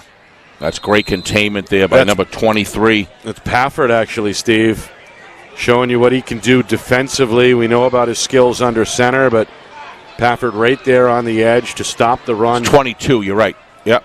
So third down and 6 after no gain there. Evan, he's one of their better all-around athletes, as we know, one of the better basketball players. Kind of Santa Schwazo-esque in the sense playing defensive back, although it's not safety. Playing cornerback and quarterback. Yep. What an athlete. Back to the air on 3rd and 5. Aubin being chased by O'Kane. Flips it over to the middle to Davis. He's got it. And on second effort, he's going to get the first down. Nice job by Aubin to stay focused. Don't give up on the play. Right before he was wrapped, he was able to get the ball off and get that first down. And boy, if that ever is what Dover Green Wave needs right now, Nick, is to move the football. They've got to do something to let Exeter know that they're coming here hard in the second half. Meanwhile, Davis shaken up after the reception, trying to walk off a limp along the home sideline. Yeah, I see that. One of the co-captains Not quite right with the lower body right now. Meanwhile, 1st and 10. Auburn going to spread it out again. Exeter, a 3-man front defensively. That's been the look all night. Auburn, quick throw. It's behind the target, and it winds up incomplete. Trying to hook up with Gruby. Inaccurate pass, though. 2nd down and 10. If you look at Evan here, watch, he steps back as, well, we couldn't see it there, unfortunately, but he's stepping backwards as he's passing. So he's going back for the pass and then planting his foot rather than getting his foot planted and driving it. But that's what's caused. Watch this here. He steps back. Yep. And his rear foot has got to be planted as he comes across throwing the football. And that's what's causing it to drop. 2nd and 10. Davis. Again, they're going to give it to him on a stretch run. He's going to get the corner. So much looking for being the hurt. 1st down marker. Wow. To tiptoe and pick up 11 when he needed 10. Davis. That's tough. Clearly back to himself after taking the previous play off. Yeah, he's limping back. He wasn't limping when he got the ball. That's just mind over matter there, Nick. I'm going to make my body do what I need to do for my football team. Great vision downfield, good stiff arm in the back, and he maximizes every inch that he can get out of that run for his team. Nice job. Did not pick up the 1st down, however. It's pushed out of bounds just shy of the marker, so 3rd and less than a yard. Dover now back into Exeter territory for the 2nd time tonight. Long count here. Gun snap. Auburn. It's the 4-man Nobody's rush. open. Nobody's open. Going to scramble out of the pocket, pick up the 1st down. Nice job. Wow. Gets twisted down inside the 40. Fakes at about the throw. 36-yard line. Good tackle there for Exeter's Isaac Beam. I just love high school quarterbacks to roll out, Nick. You know that. Probably drive you crazy. He goes back. There's nothing there. Get out of there. He gets out of that. He opens up an opportunity for a multiple threat, and he fakes the ball downfield, draws a defensive back to stay put. Watch here. This little quick fake here. Watch. See that? Yep. He has to stay with the receiver. Number 9 has to then stay with the receiver because of that fake throw, and that gave him an extra 7 yards there, 6 anyway, upfield. Smart play. Auburn, a kid who won the job, frankly, in camp. You can see why. But he's got to get his throwing mechanics here. Junior has been a gamer. They go up the middle. Offensive line of Dover is really firing off the ball right now, Nick. Next, McGinnis looked like he went behind right guard to get, 3, maybe 4. He's now inside the 35-yard line. But we've seen this before. They approach the red zone. They've got to execute and get points.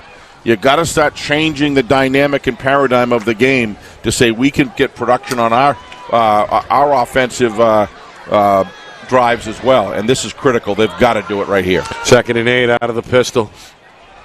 Auburn to his left, McGinnis. No, it's Davis on a reverse. Far side, looking for the stick. He's got it. First down, Moss able to push him out of bounds, but not before he finds the 21-yard line. Well, 1st down for Mike Davis. Let's watch Orrin Jennison here doing a terrific job. That's doing a kick-out block. Brett Davis, not Mike, of course. Watch this replay right here if we can. Now watch. I believe it was number 67 here. Doing a terrific job. There he is in the background right there, forcing the defender on the outside, opening up an opportunity for a running lane, and he does a great job cutting inside. I think that was Orion Jennison, one of the returnees up front, the junior. Meanwhile, 1st and 10. Dover trying to get back in the red zone for the 2nd time. They'll go over the middle, and that one is knocked away, incomplete. Nice hammer there by... That's Bleakley on the coverage. Intended target was Carberry, who was busy for Dover in that first half. Incomplete, going to bring up a 2nd and 10. Well, you can drive your arm in, or you can hammer. This is just a great hammer here. See him knock it down. Perfect timing. Stayed away from being on top of his back. That's just a very well-executed defensive play. The hammer down there. Yeah, what a great job. A little bit of elevate and then kind of swat downwards. Timing it well. 2nd down and 10.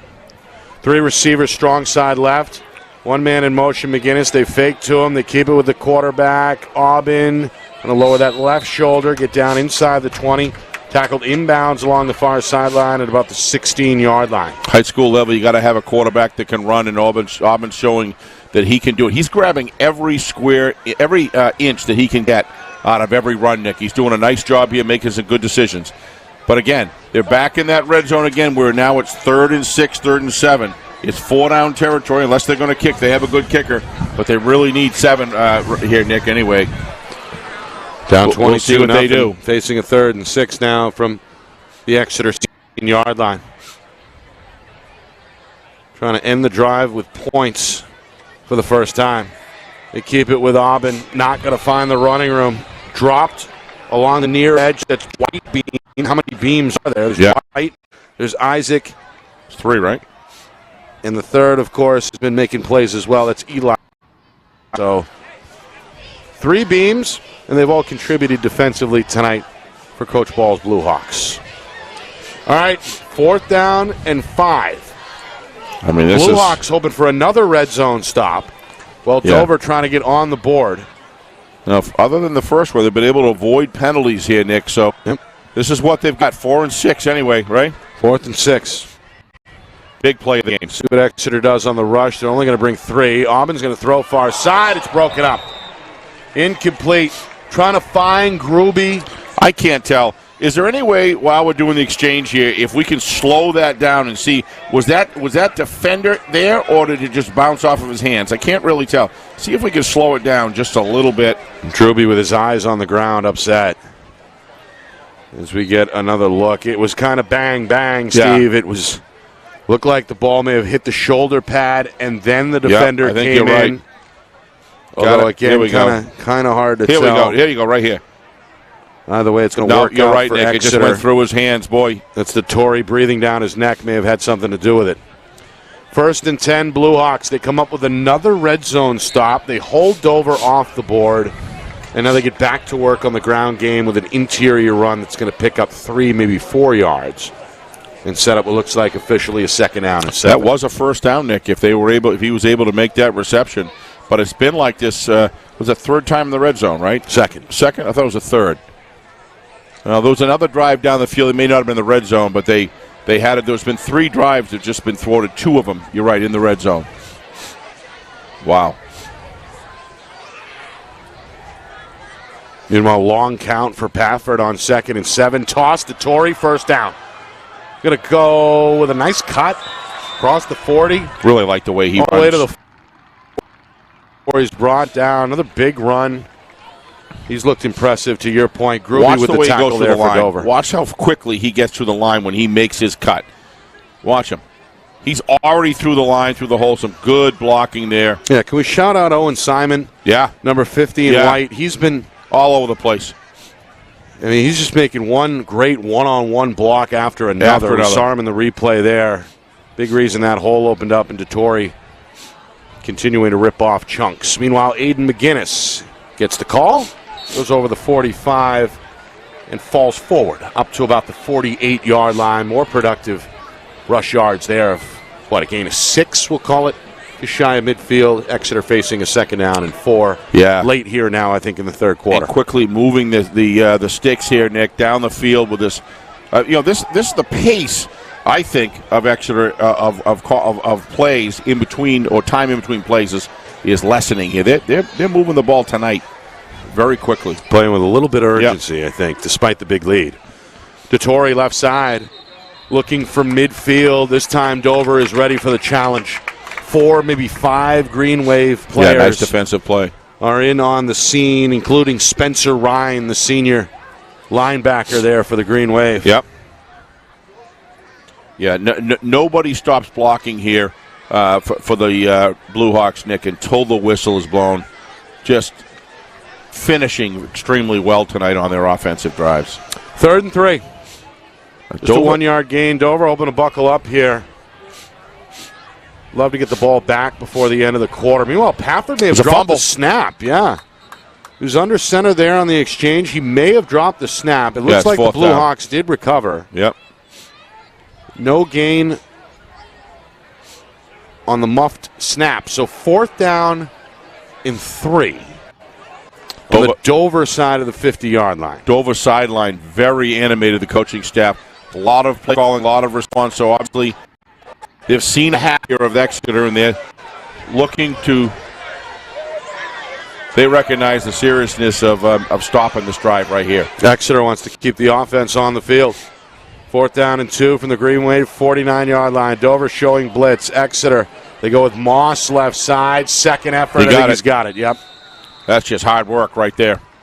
Took on the defender Jackson Carroll head-to-head. Yeah, lunch pail football. A little bit of do-si-do. That's First down lunch for pail Exeter. Football right there. Yep, that's just determination. Well, we talked to Coach Ball last night on FNL Gridiron. Heard every Thursday night at 6 on Friday Night Lights, New Hampshire. And he said, some of the mental things, some of the little things this group needs to refocus on. And, following back-to-back losses, I'm sure it wasn't the most pleasant week of practice, but perhaps one of the more productive on the other side. Excellence requires hard work. Right. That's just the way it is. 1st and 10. Blue Hawks playing with a little bit of a chip on their shoulder, maybe. This time, the inside give is shut down. Just the second carry tonight for Exeter's Desmond Rugg. And the senior had nowhere to go there. It's 2nd down and 10. No. Big stop up front. Steve, got some scores to get to. Uh-oh. Not going to let you off the hook. We begin tonight where? In Merrimack, undefeated Nashua North taking on 4-2 Merrimack. We'll get you that score here after this upcoming play. Brother. 2nd down and 10. Out of the tee, Pafford going to roll out. Davis chasing him from behind. The ball's on the ground. And Dover thinks they have it. They do. They have it. That's what they needed. That was Davis who stripped it from behind. Bryce Carberry, I believe, the man who pounced on it and recovered it for Dover. Second Exeter turnover tonight.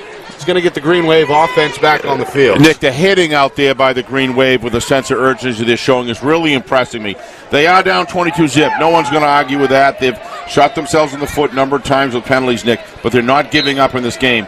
That was watch what happens. Look at the hitting coming right up. Unfortunately, we can't see an honor. That's just terrific job there. Great effort. How about Davis, Brett Davis playing with basically, 80%? We saw him hobble off the field earlier in this third quarter. Comes back, makes the play from behind in pursuit. Great strip there to force that fumble. 50% in between plays, 110 when he's doing it. He just keeps doing it, Nick, your point. Slant pass, complete to Davis. Looks like a 9-yard gain. Meanwhile, the man who made the tackle for Exeter is shaken up here.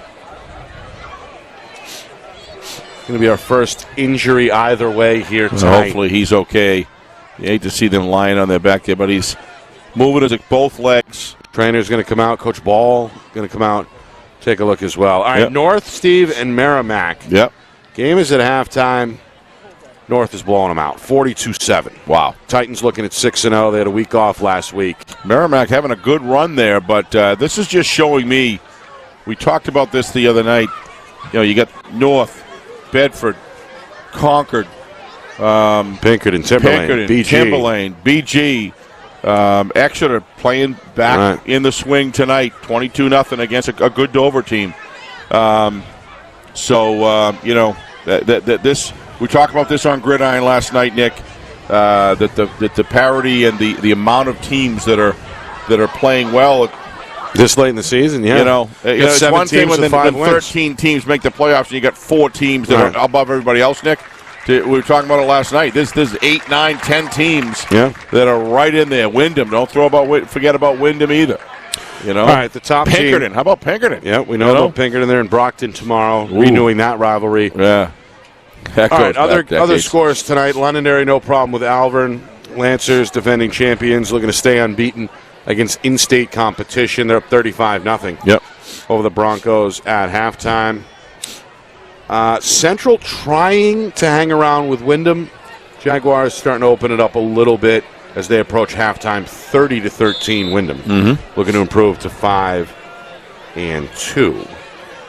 Winnicott, Steve, looking for their first win. How about a 20-0 lead over Memorial at halftime? Yeah, Memorial showed us a lot of good stuff last week against Wyndham, but obviously not working against the Winnicott Veer offense. No, they're going to have to do it from behind. Yep. If they want their second win. Meanwhile, on second down, this one is incomplete. Yeah, that was something not quite right there. Auburn trying to find Davis on the far side. There's a penalty marker down on the far end, Nick. I'd be interested to see what this is. I'm almost wondering if it's defensive holding. If it is, it'll be the first penalty against false Exeter. Start. False start against tonight, Dover. but not yet. It's Dover. Boy, they're racking up the penalty yards. Another one. It's 6-0 unofficially, the penalty count. All right, Steve, we've got one game tonight that was scheduled for tonight that's going to be moved to tomorrow. That is the weather-related? I believe so. That's Timberlane at Spalding. Wow. Big game in D1 East. That is now moved to tomorrow night. Yeah, Spalding's does not play on an artificial turf. They play on real grass, so chances are that might have something to do with that, I'm sure. That explains it. That means a pretty good slate tomorrow. Yeah. Concord at Salem at 1 o'clock. We mentioned Pinkerton at Brockton. That's also a 1 o'clock game. Timberlane at Spalding scheduled now for 6:30. And, of course, the big fiesta that we'll be attending is Bedford at BG. That begins at 6. It's going to be a fun one. With our coverage here on Friday Night Lights, New Hampshire, beginning at 5:45. Again, Bedford at BG tomorrow night. Back Nice to the pass. air. They got a man. This is Carroll. Got a first down and then some inside the Exeter 35 at about the 34-yard line. Aubin showing off that right arm. Yeah, and watch Aubin plant his foot much more healthy. Watch, foot is down. He didn't step up and then step back down, and that's why he delivered the ball. It's a simple mechanical mistake when he's throwing the ball on the ground like that. Did a nice job right there. That is got a quick vintage release. Aubin. He got a quick release. Yeah. He's got some velocity on that ball too, but everything was working well there. Nice form. Here he is in the pistol. Good work. Green Wave trying to get on the board, trailing 22-0 late in this third. Inside give, Davis with room. Going to cut it back inside at the 25-yard line. Kind of shrug his shoulders down to about the 24. Yeah, this Dover offense clearly, Nick, against a very good Exeter defense. They can move the ball. They've proven it all game. I mean, I think, to be 22-0 right now with the amount of yards that they've offensive yards that they have, I don't know what it is, but it's a fair number. You should have already at least scored 7 here already, maybe even 14. But they're moving the ball down the field again. But this is where they've begun to have problems here when they get down inside the 30-yard line, Nick. We'll see what if the Exeter tightens up once again. Pretty good block by Philgate, the right tackle, the senior. Into the flat. Look at this tackle. What a player. That's Bleakley out of the secondary, able to get Davis around the waist. Yeah, that's just good defensive assignment football right here. You're going to see, and that's what defense is all about, assignment football. He knew that's his job to shadow him. Watch him come out of nowhere. He immediately follows number 30 all the way. There was never any question. That's just good defense right there. That is the end of the third quarter. And how about the tackle? Look at this tackle. It just doesn't get any better. It's a complete full wrap of the scissoring the legs at full speed. Textbook. 22-0, Steve. Remains our score. We're going to have to take a break. Ultimately, you want the head on the other side. Sure. Given who he's facing, any coach would call that technically I think proficient. Coach Ball is okay with the results. I have no doubt. 22-0 Exeter. Fourth quarter on the other side. Dover trying to string together a monumental comeback on their home field. Can they do it? We find out next. You're watching our Friday Night Lights New Hampshire Game of the Week. It's presented by Beals Insurance.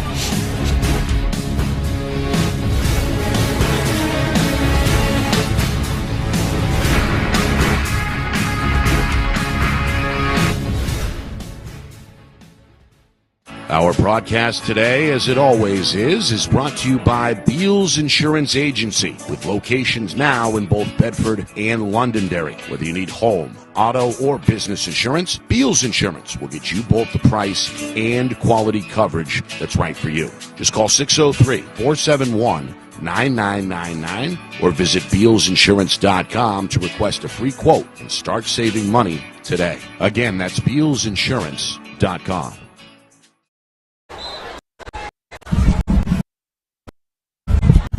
Start of the fourth quarter here in Dover. Exeter, a comfortable lead on the board, 22-0. With 12 minutes to go here in regulation. Dover's got the football. They're threatening to get back in the red zone, and they will here on a first down run.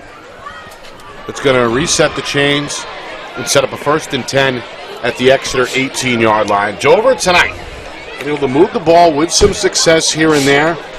2 drives, though, have ended inside the red zone with no points to show. You got to finish, and they have to finish here. This this is game time here as far as needing to execute. Aubin on a quarterback keeper.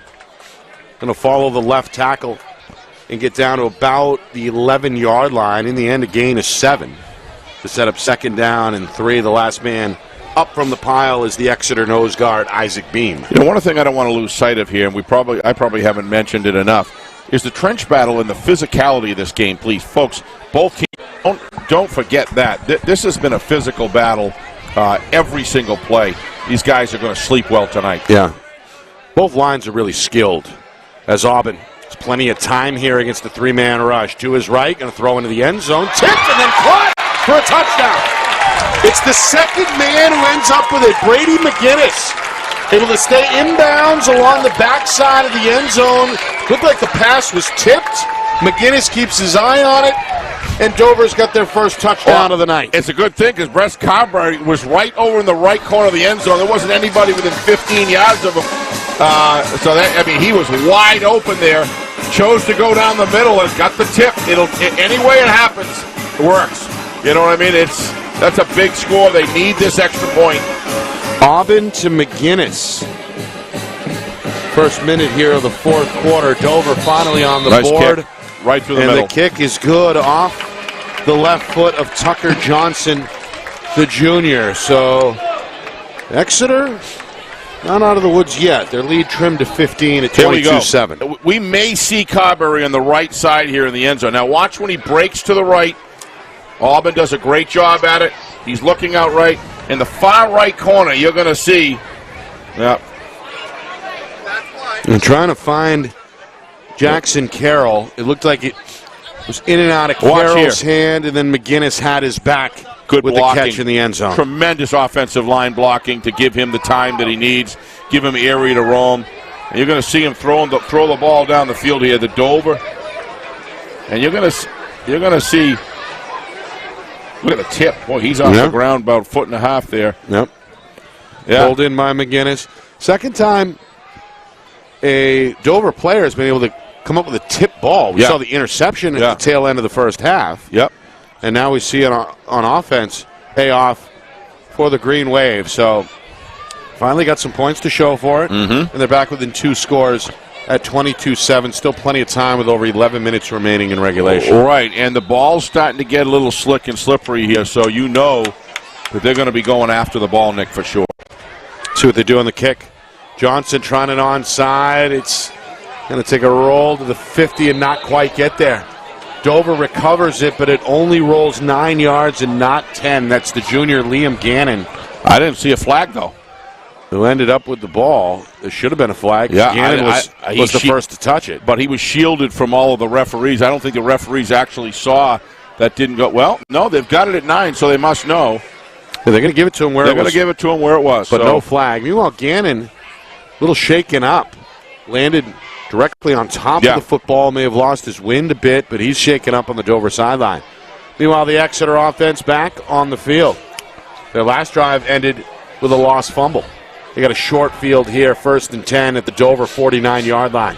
McGinnis, the big back, going up the middle. He's got a man on his backside. That's Dover defensive end sophomore Toby DeRoche, who finally wrestles him to the ground at about the Green Wave 45-yard line. A 4-yard gain for McGinnis. McGinley. 2nd down and 6 coming for Exeter. Referees letting the whistle, holding off on the whistle, and letting the scrum just continue to work. As long as they see movement one way or the other, forward movement, they're letting the whistle go. So perfectly understandable to do that. Sometimes you'll see refs blow it very, very quickly, though. They're not tonight. 22-7. Our score here. Now a couple of minutes gone by in the 4th quarter. Exeter trying to keep that clock ticking.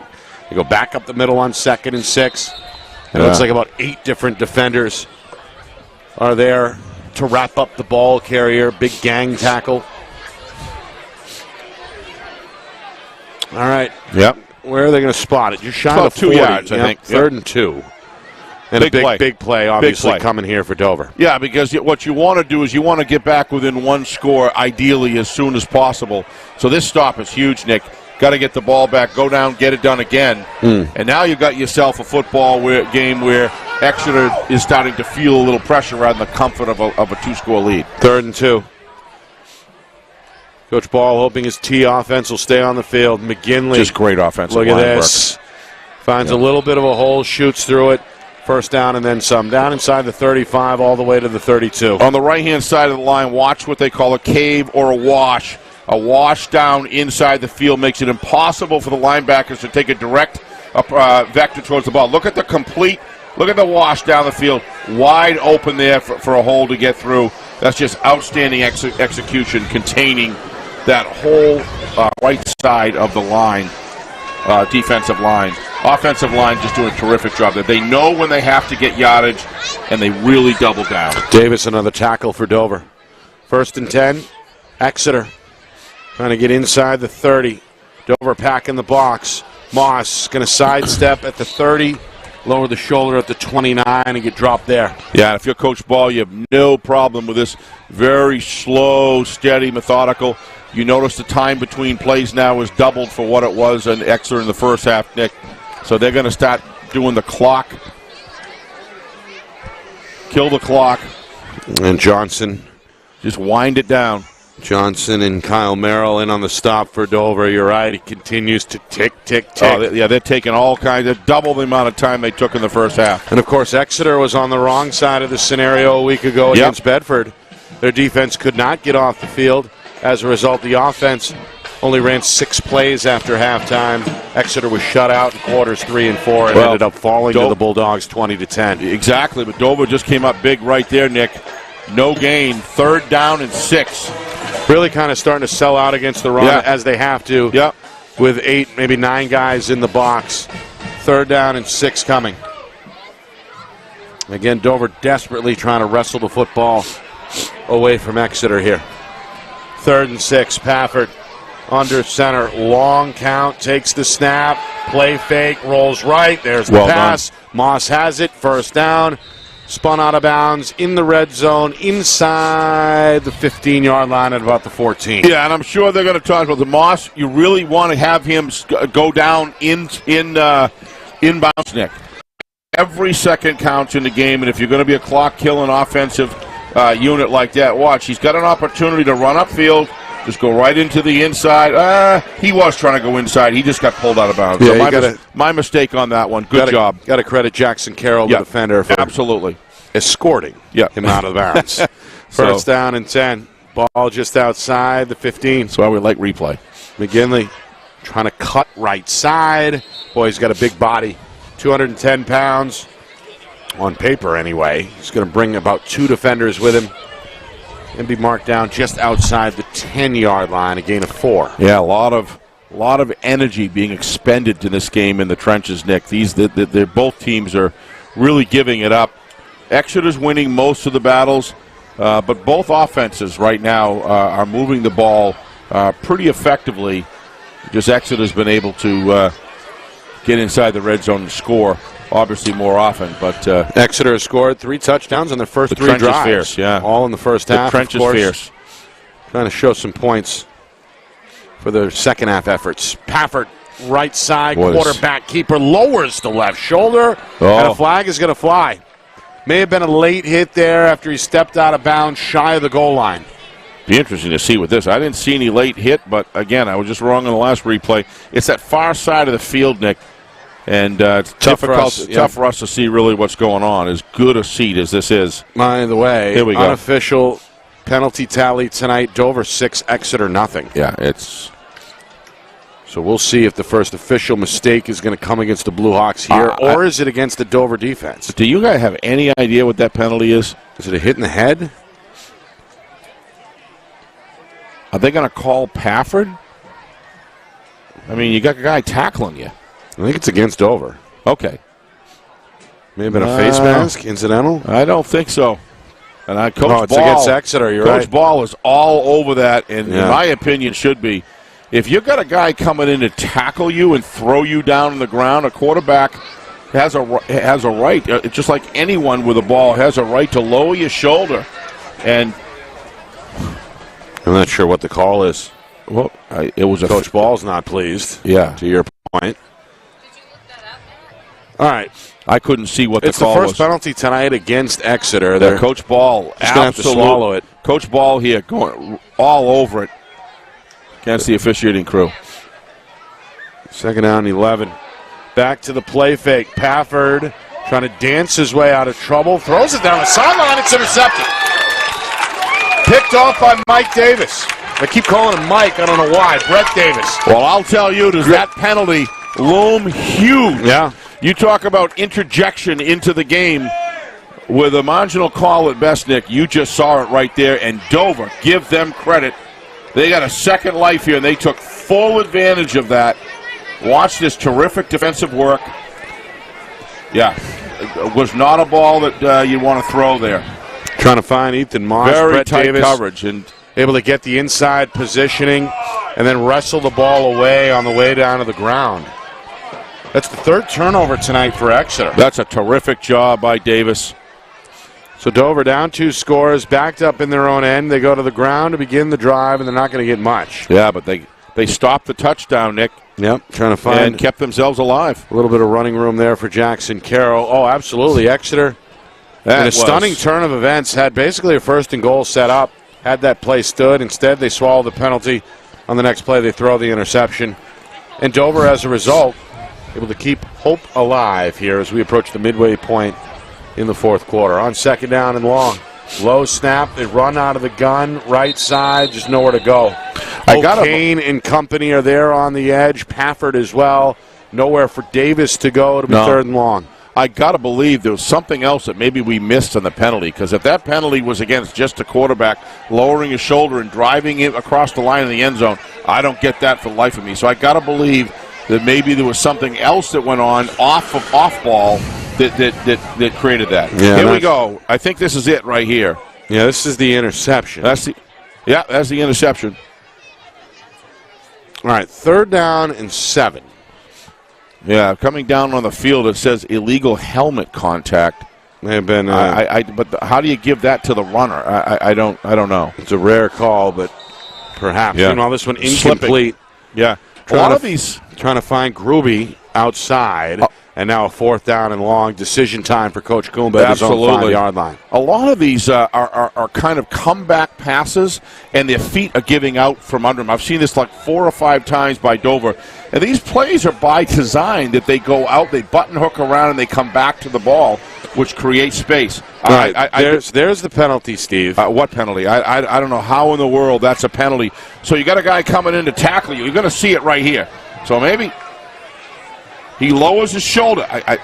If there was anything, there was defensive helmet contact there. I'm not calling it. Yeah, not even a chance. Auburn on fourth down. What over a catch. The middle, Carberry able to pin that one next to his helmet. A diving effort. Completed pass at the 20-yard line. A gain of 15 and a much-needed first down there for Dover. Give Auburn. He's technically got himself back. Watch him here. He plants his feet right here. Bang. No huddle here for the home team. Oh, why would you? Auburn to his left on 1st and 10.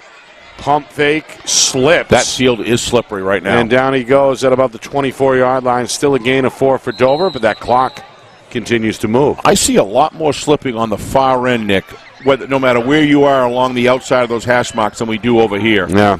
And it must be just the way the field drains or whatever. I don't know, but 4 minutes. Yeah, clock a factor. Appreciate those times. time. We're kind of in the dark without the functioning scoreboard here at Dover High, but we just received word there's now less than 4 minutes to go here in regulation. Dover still with work to do, trailing 22-7. Dropping the snap is Auburn. He recovers against 3-man rush, and now he's going to unload. Deep down the middle. Broken up by Bleakley, nearly intercepted. It's incomplete instead, intended for Davis. That would have been touchdown city right there. There was nobody within 20 yards. I think that's what Bleakley was thinking. Yeah, I think he was too. He's played well tonight. A handful of tackles out of the back, out of the secondary. Yeah, that's just and nearly came up with Exeter's first takeaway. Well, he's kind of throwing. He's backing away as he's throwing it because he sees him open. But Bleakley made a nice recovery right there. Davis was able to hang in shoulder in there, and Yeah. Try to make a equal game for the possession of the ball, and was able to knock it away. 2nd and 10. No, 3rd down and 7. I'm sorry. Again, Auburn with time. Finds Davis, complete at the 35, another first down. Tackle inbounds is Exeter.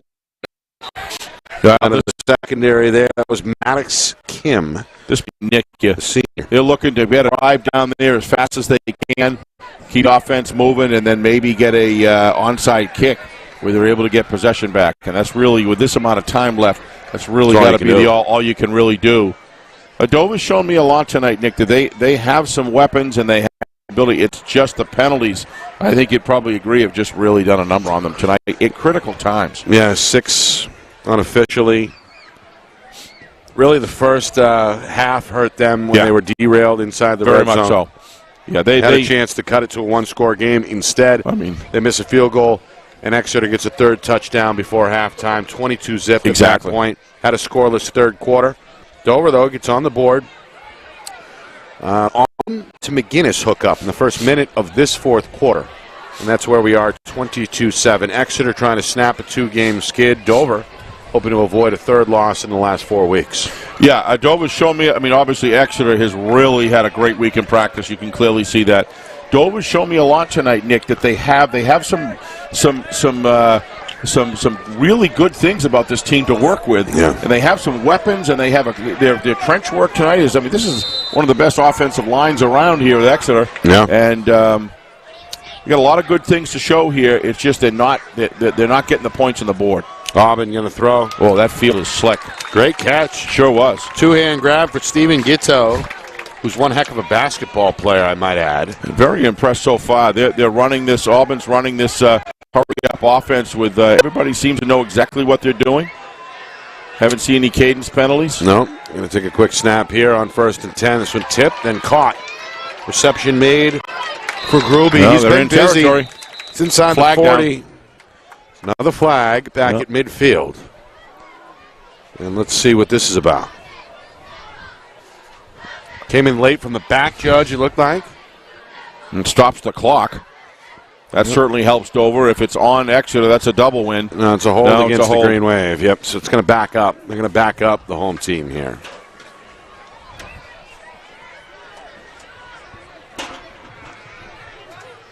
Again, by my count, we've got 7 penalties against Dover, only 1 against Exeter, which came earlier in this 4th quarter. Yeah. Well, Coach Kumba, you can see he's visibly not frustrated. Happy, right, based on his body language. A good pickup there because Matt had him on, or Matt or John, I couldn't remember who, had a pretty good visual of him on the sidelines. It might have been from upstairs with Kristen here, and you could see him visibly upset, Nick. Yeah. It's the laundry has just been really difficult and a big deterrent for the Dover Green Wave tonight. Untimely penalties. Yes. 3-man rush. Auburn near side. Broken up. That's Aiden McGinley making a play on the ball intended for Carberry. 2nd down and a mile on the way for Dover. Defensive secondary has played. They've played well with the lead, Nick. They've backed off. They're keeping everything underneath, right? And they're really recovering extremely well, and they're picking up no receivers left uncovered. But they're giving 8-9 yards of cushion, no problem. Yeah, why not? To your point, with the clock on their side, as expected. Auburn going to air it out deep near side. Pafford with the interception.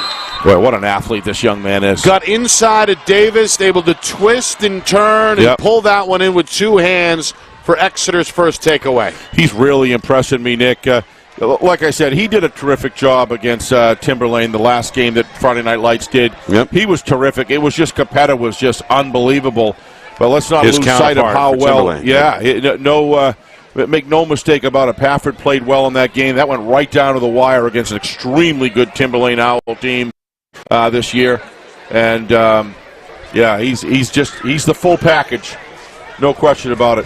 Smart football player, very highly intelligent. Does a lot of the things that others don't do, and you can tell he's just very proficient. First turnover for Dover. And that may be what Exeter needs to put this one away. Like it's a lot of these time-related flags. Well, we see two officials throw the flag there, so that tells me it may have been a little more egregious. No, I think overall, if you look at the first half, it's been a pretty well officiated game. Yeah. I just, for the life of me, do not understand that play. But everybody's human beings. Maybe we missed something down there that we couldn't see on slow motion camera. I don't know what, but. The lesson for the players, though, is you got to be crisp. You got to be in and out. Yeah. You got to be up to the line. You got to be where you're supposed to be. The officials have done a great job with all the Caden stuff tonight. You could clearly see when things were out of sync, Nick, they made the call. All right, Exeter trying to put the finishing touches on this one. Hoping to capture their 5th win of the season and improve to 5-2. They'll face a 5-man front on 1st and 5. McGinley going to tiptoe right side, cut it up the field, puts the pile near the first down marker. He's got it. That's going to pretty much do it there. Up to the 36-yard line on a gain of 6 and a first down for Exeter. Two games, both at home. They'll take on Spalding next Friday night to close out the season against Manchester Memorial. Meanwhile, for Dover, they've got a couple of bruisers still left on the schedule at Timberlane and then here against North. Well, clearly they're going to be favored in those last 2 games. I don't think anyone's going to question. Exeter will be. Yeah. We'll take that in a sec after the play. 1st and 10.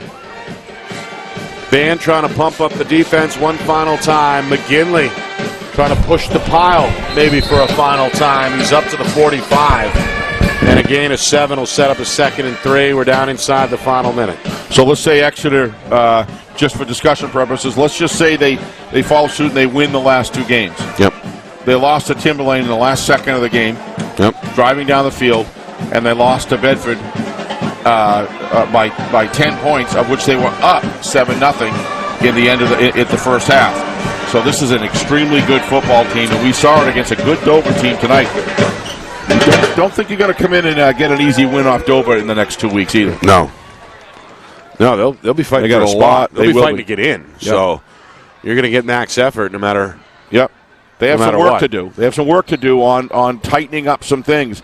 But Coach Kumba's got some guys there he can work with. Got some pieces, and when things were moving with the offense, the calls from the sidelines were excellent. Good play sequencing, good yardage, but it's just that yellow. Yeah, they had, it seemed like, at times tonight, a rhythm going on offense. They're moving the sticks, balanced with the play calls, and then a couple of key times inside the 20-yard line for one reason or another. Just didn't happen. They came away empty on their first 2 red zone trips. Coach Coombe was visibly frustrated on the sidelines. You can see he wanted this game. That's going to do it. Exeter going to shake hands with the opponents and walk off the field with a 2-game skid. They don't add to their halftime lead, but that's okay with Coach Ball. A win is a win. 22-7 the final. Exeter now 5-2 overall in the season. Dover continuing to struggle. They've now lost 3 out of 4 after opening up the season with 3 straight wins. So they sit at 4-3. Still very much in the playoff picture. Oh, very much. In Division I with 2 games to go, but Exeter doing themselves some favors tonight by coming in here on the road and coming away with their 5th win. Well, I think that, don't lose sight of it. They just came to Dover and beat Dover 22-7. Exeter clearly had an execution week to a high level. You could almost sense that when we talked to Coach Ball last night on Gridiron, every night at Thursday at 6. Tune in, folks. We have excellent coach analysis. Nick gets the great guests. We have members of the press to really talk and get into the games that we're doing coming up and the league as a whole, Nick. And as far as this game tonight, this is a classic Exeter win, 22-7. Oh, yeah. Great defense, played against a very good team with good trenches, battles on both sides. They were tested tonight and they followed through. Dover has to clean up some mistakes. Most start with the penalties. I'd work with the quarterback Auburn a little bit on his mechanics. but he certainly improved. He was throwing some better balls in the second half. I'd be very surprised if Dover isn't in the playoffs. I would expect him to be. So Coach Ball was all business last night. Yeah. He and his staff and his players on the field put together a good body of work tonight. They were all business tonight, yeah, for sure. All right, coming back in a moment. Post-game coverage, highlights, stats, analysis, plus, of course, a Week 7 scoreboard watch. We'll get you set for tomorrow's broadcast between Bedford and BG as well. That'd be a good one. All of that on the way next. Exeter a winner tonight, 22-7. You are watching our Friday Night Lights New Hampshire Game of the Week, presented by Beals Insurance. Our broadcast today, as it always is brought to you by Beals Insurance Agency, with locations now in both Bedford and Londonderry. Whether you need home, auto, or business insurance, Beals Insurance will get you both the price and quality coverage that's right for you. Just call 603-471-9999 or visit BealsInsurance.com to request a free quote and start saving money today. Again, that's BealsInsurance.com. Hey, I'm Chad, the owner of New Hampshire iPhone Repair. We're New Hampshire's most trusted and affordable repair shop for your iPhone, iPad, iPod, and even Android needs. Don't worry, we're affordable, reliable, and we back our parts with a lifetime warranty. And you know what the best part is? No, what? We can repair your phone while you wait. I know, that's why I'm here. Oh, I know, Mrs. Green. Here's your iPad, good as new. Bring your phone into New Hampshire iPhone Repair today. I'm Travis Kelsey, and this is Zen Water. The perfect alkaline water for sports hydration and the only water that's in a bottle that prevents ocean pollution. Ultra pure alkaline water in a bottle that prevents ocean pollution. Why would you drink anything else?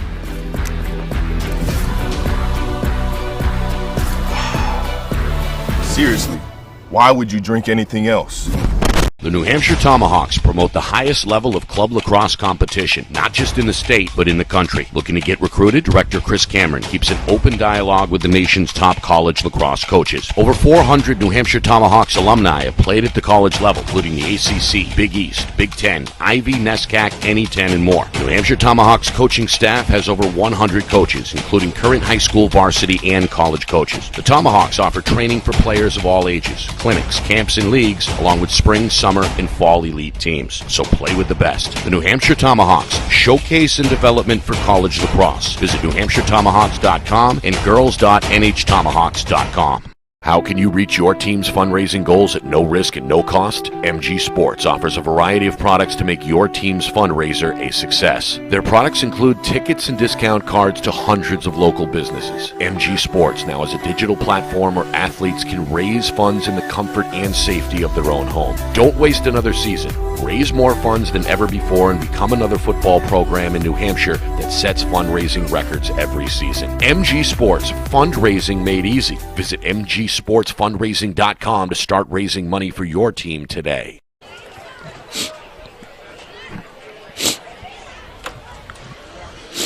Well, Exeter, they come in tonight needing a win. They get back to basics. They play Exeter football, so to speak, tonight, and they walk away with a 22-7 win over conference rival Dover, making that man very happy. Longtime head coach / athletic director Bill Ball has got his team at 5-2, right in the mix in D1 East. Everybody, of course, chasing Timberlane. The Owls, after being rescheduled tonight, will be in action tomorrow night at Spalding. Keep an eye on that one here on Friday Night Lights New Hampshire. But Exeter, after we spoke with the ball coach last night, he wanted to reiterate kind of getting back to basics, fixing some of the mental errors, wanted to see an improvement along the edge defensively, challenge that linebacker core. I mean, he was semi-fired up with us last night, and I'd imagine he's pretty pleased right now with the way his team reacted. They come out, they put together a scoring drive to begin the football game. They cap off that 71-yard drive with a 23-yard touchdown run from senior quarterback Evan Pafford. Pafford wasn't done. A busy first quarter. He scores from 10 yards out to cap the second drive, put in front of 13-0 after one. Then Moss, who ran hard tonight, scores from 4 yards out. Pafford's 2-point try is good. It's 22-zip at halftime. We find ourselves scoreless in the third quarter before Dover gets on the board in the first minute of the fourth quarter. An Aubin to McGinnis hookup gets Dover on the board, keeps hope alive, but in the end, too tough of a task as Exeter hangs on 22-7. They improve to 5-2. Dover slips to 4-3. Yeah, Coach Ball, when we talked to him last night, Nick, was clear. There's one word that came through, execution. He was frustrated with the team's execution against over the previous 2 weeks.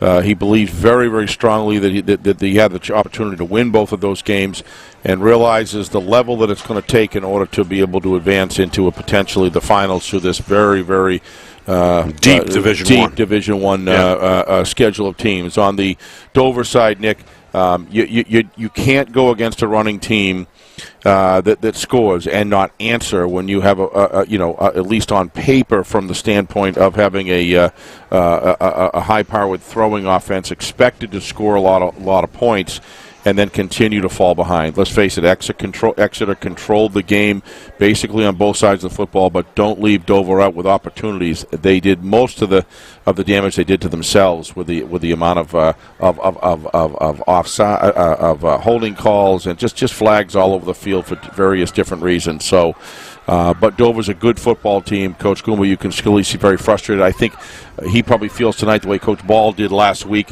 He's got to have his team recognize all the things they did well, go with the fill room, correct those mistakes, increase the proficiency and the execution, and then get Dover on track for the last 2 games of the year because they're a good football team and they got some good talent. Yeah.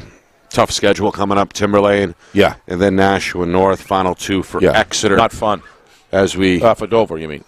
Yeah, for Dover, they've got at Timberlane and then versus North to round out the regular season. Not fun. Exeter will face Spalding and then Memorial, both at home. Speaking of Memorial, they're trying to climb back Steve late. They were down 20-0 against Winnicott. They're within 2 scores now at 20-7, but Crusaders may be running out of time. Running out of time. 3 minutes to go in the fourth. Again, Winnicott still out in front 20-7 as the Warriors look for their first win.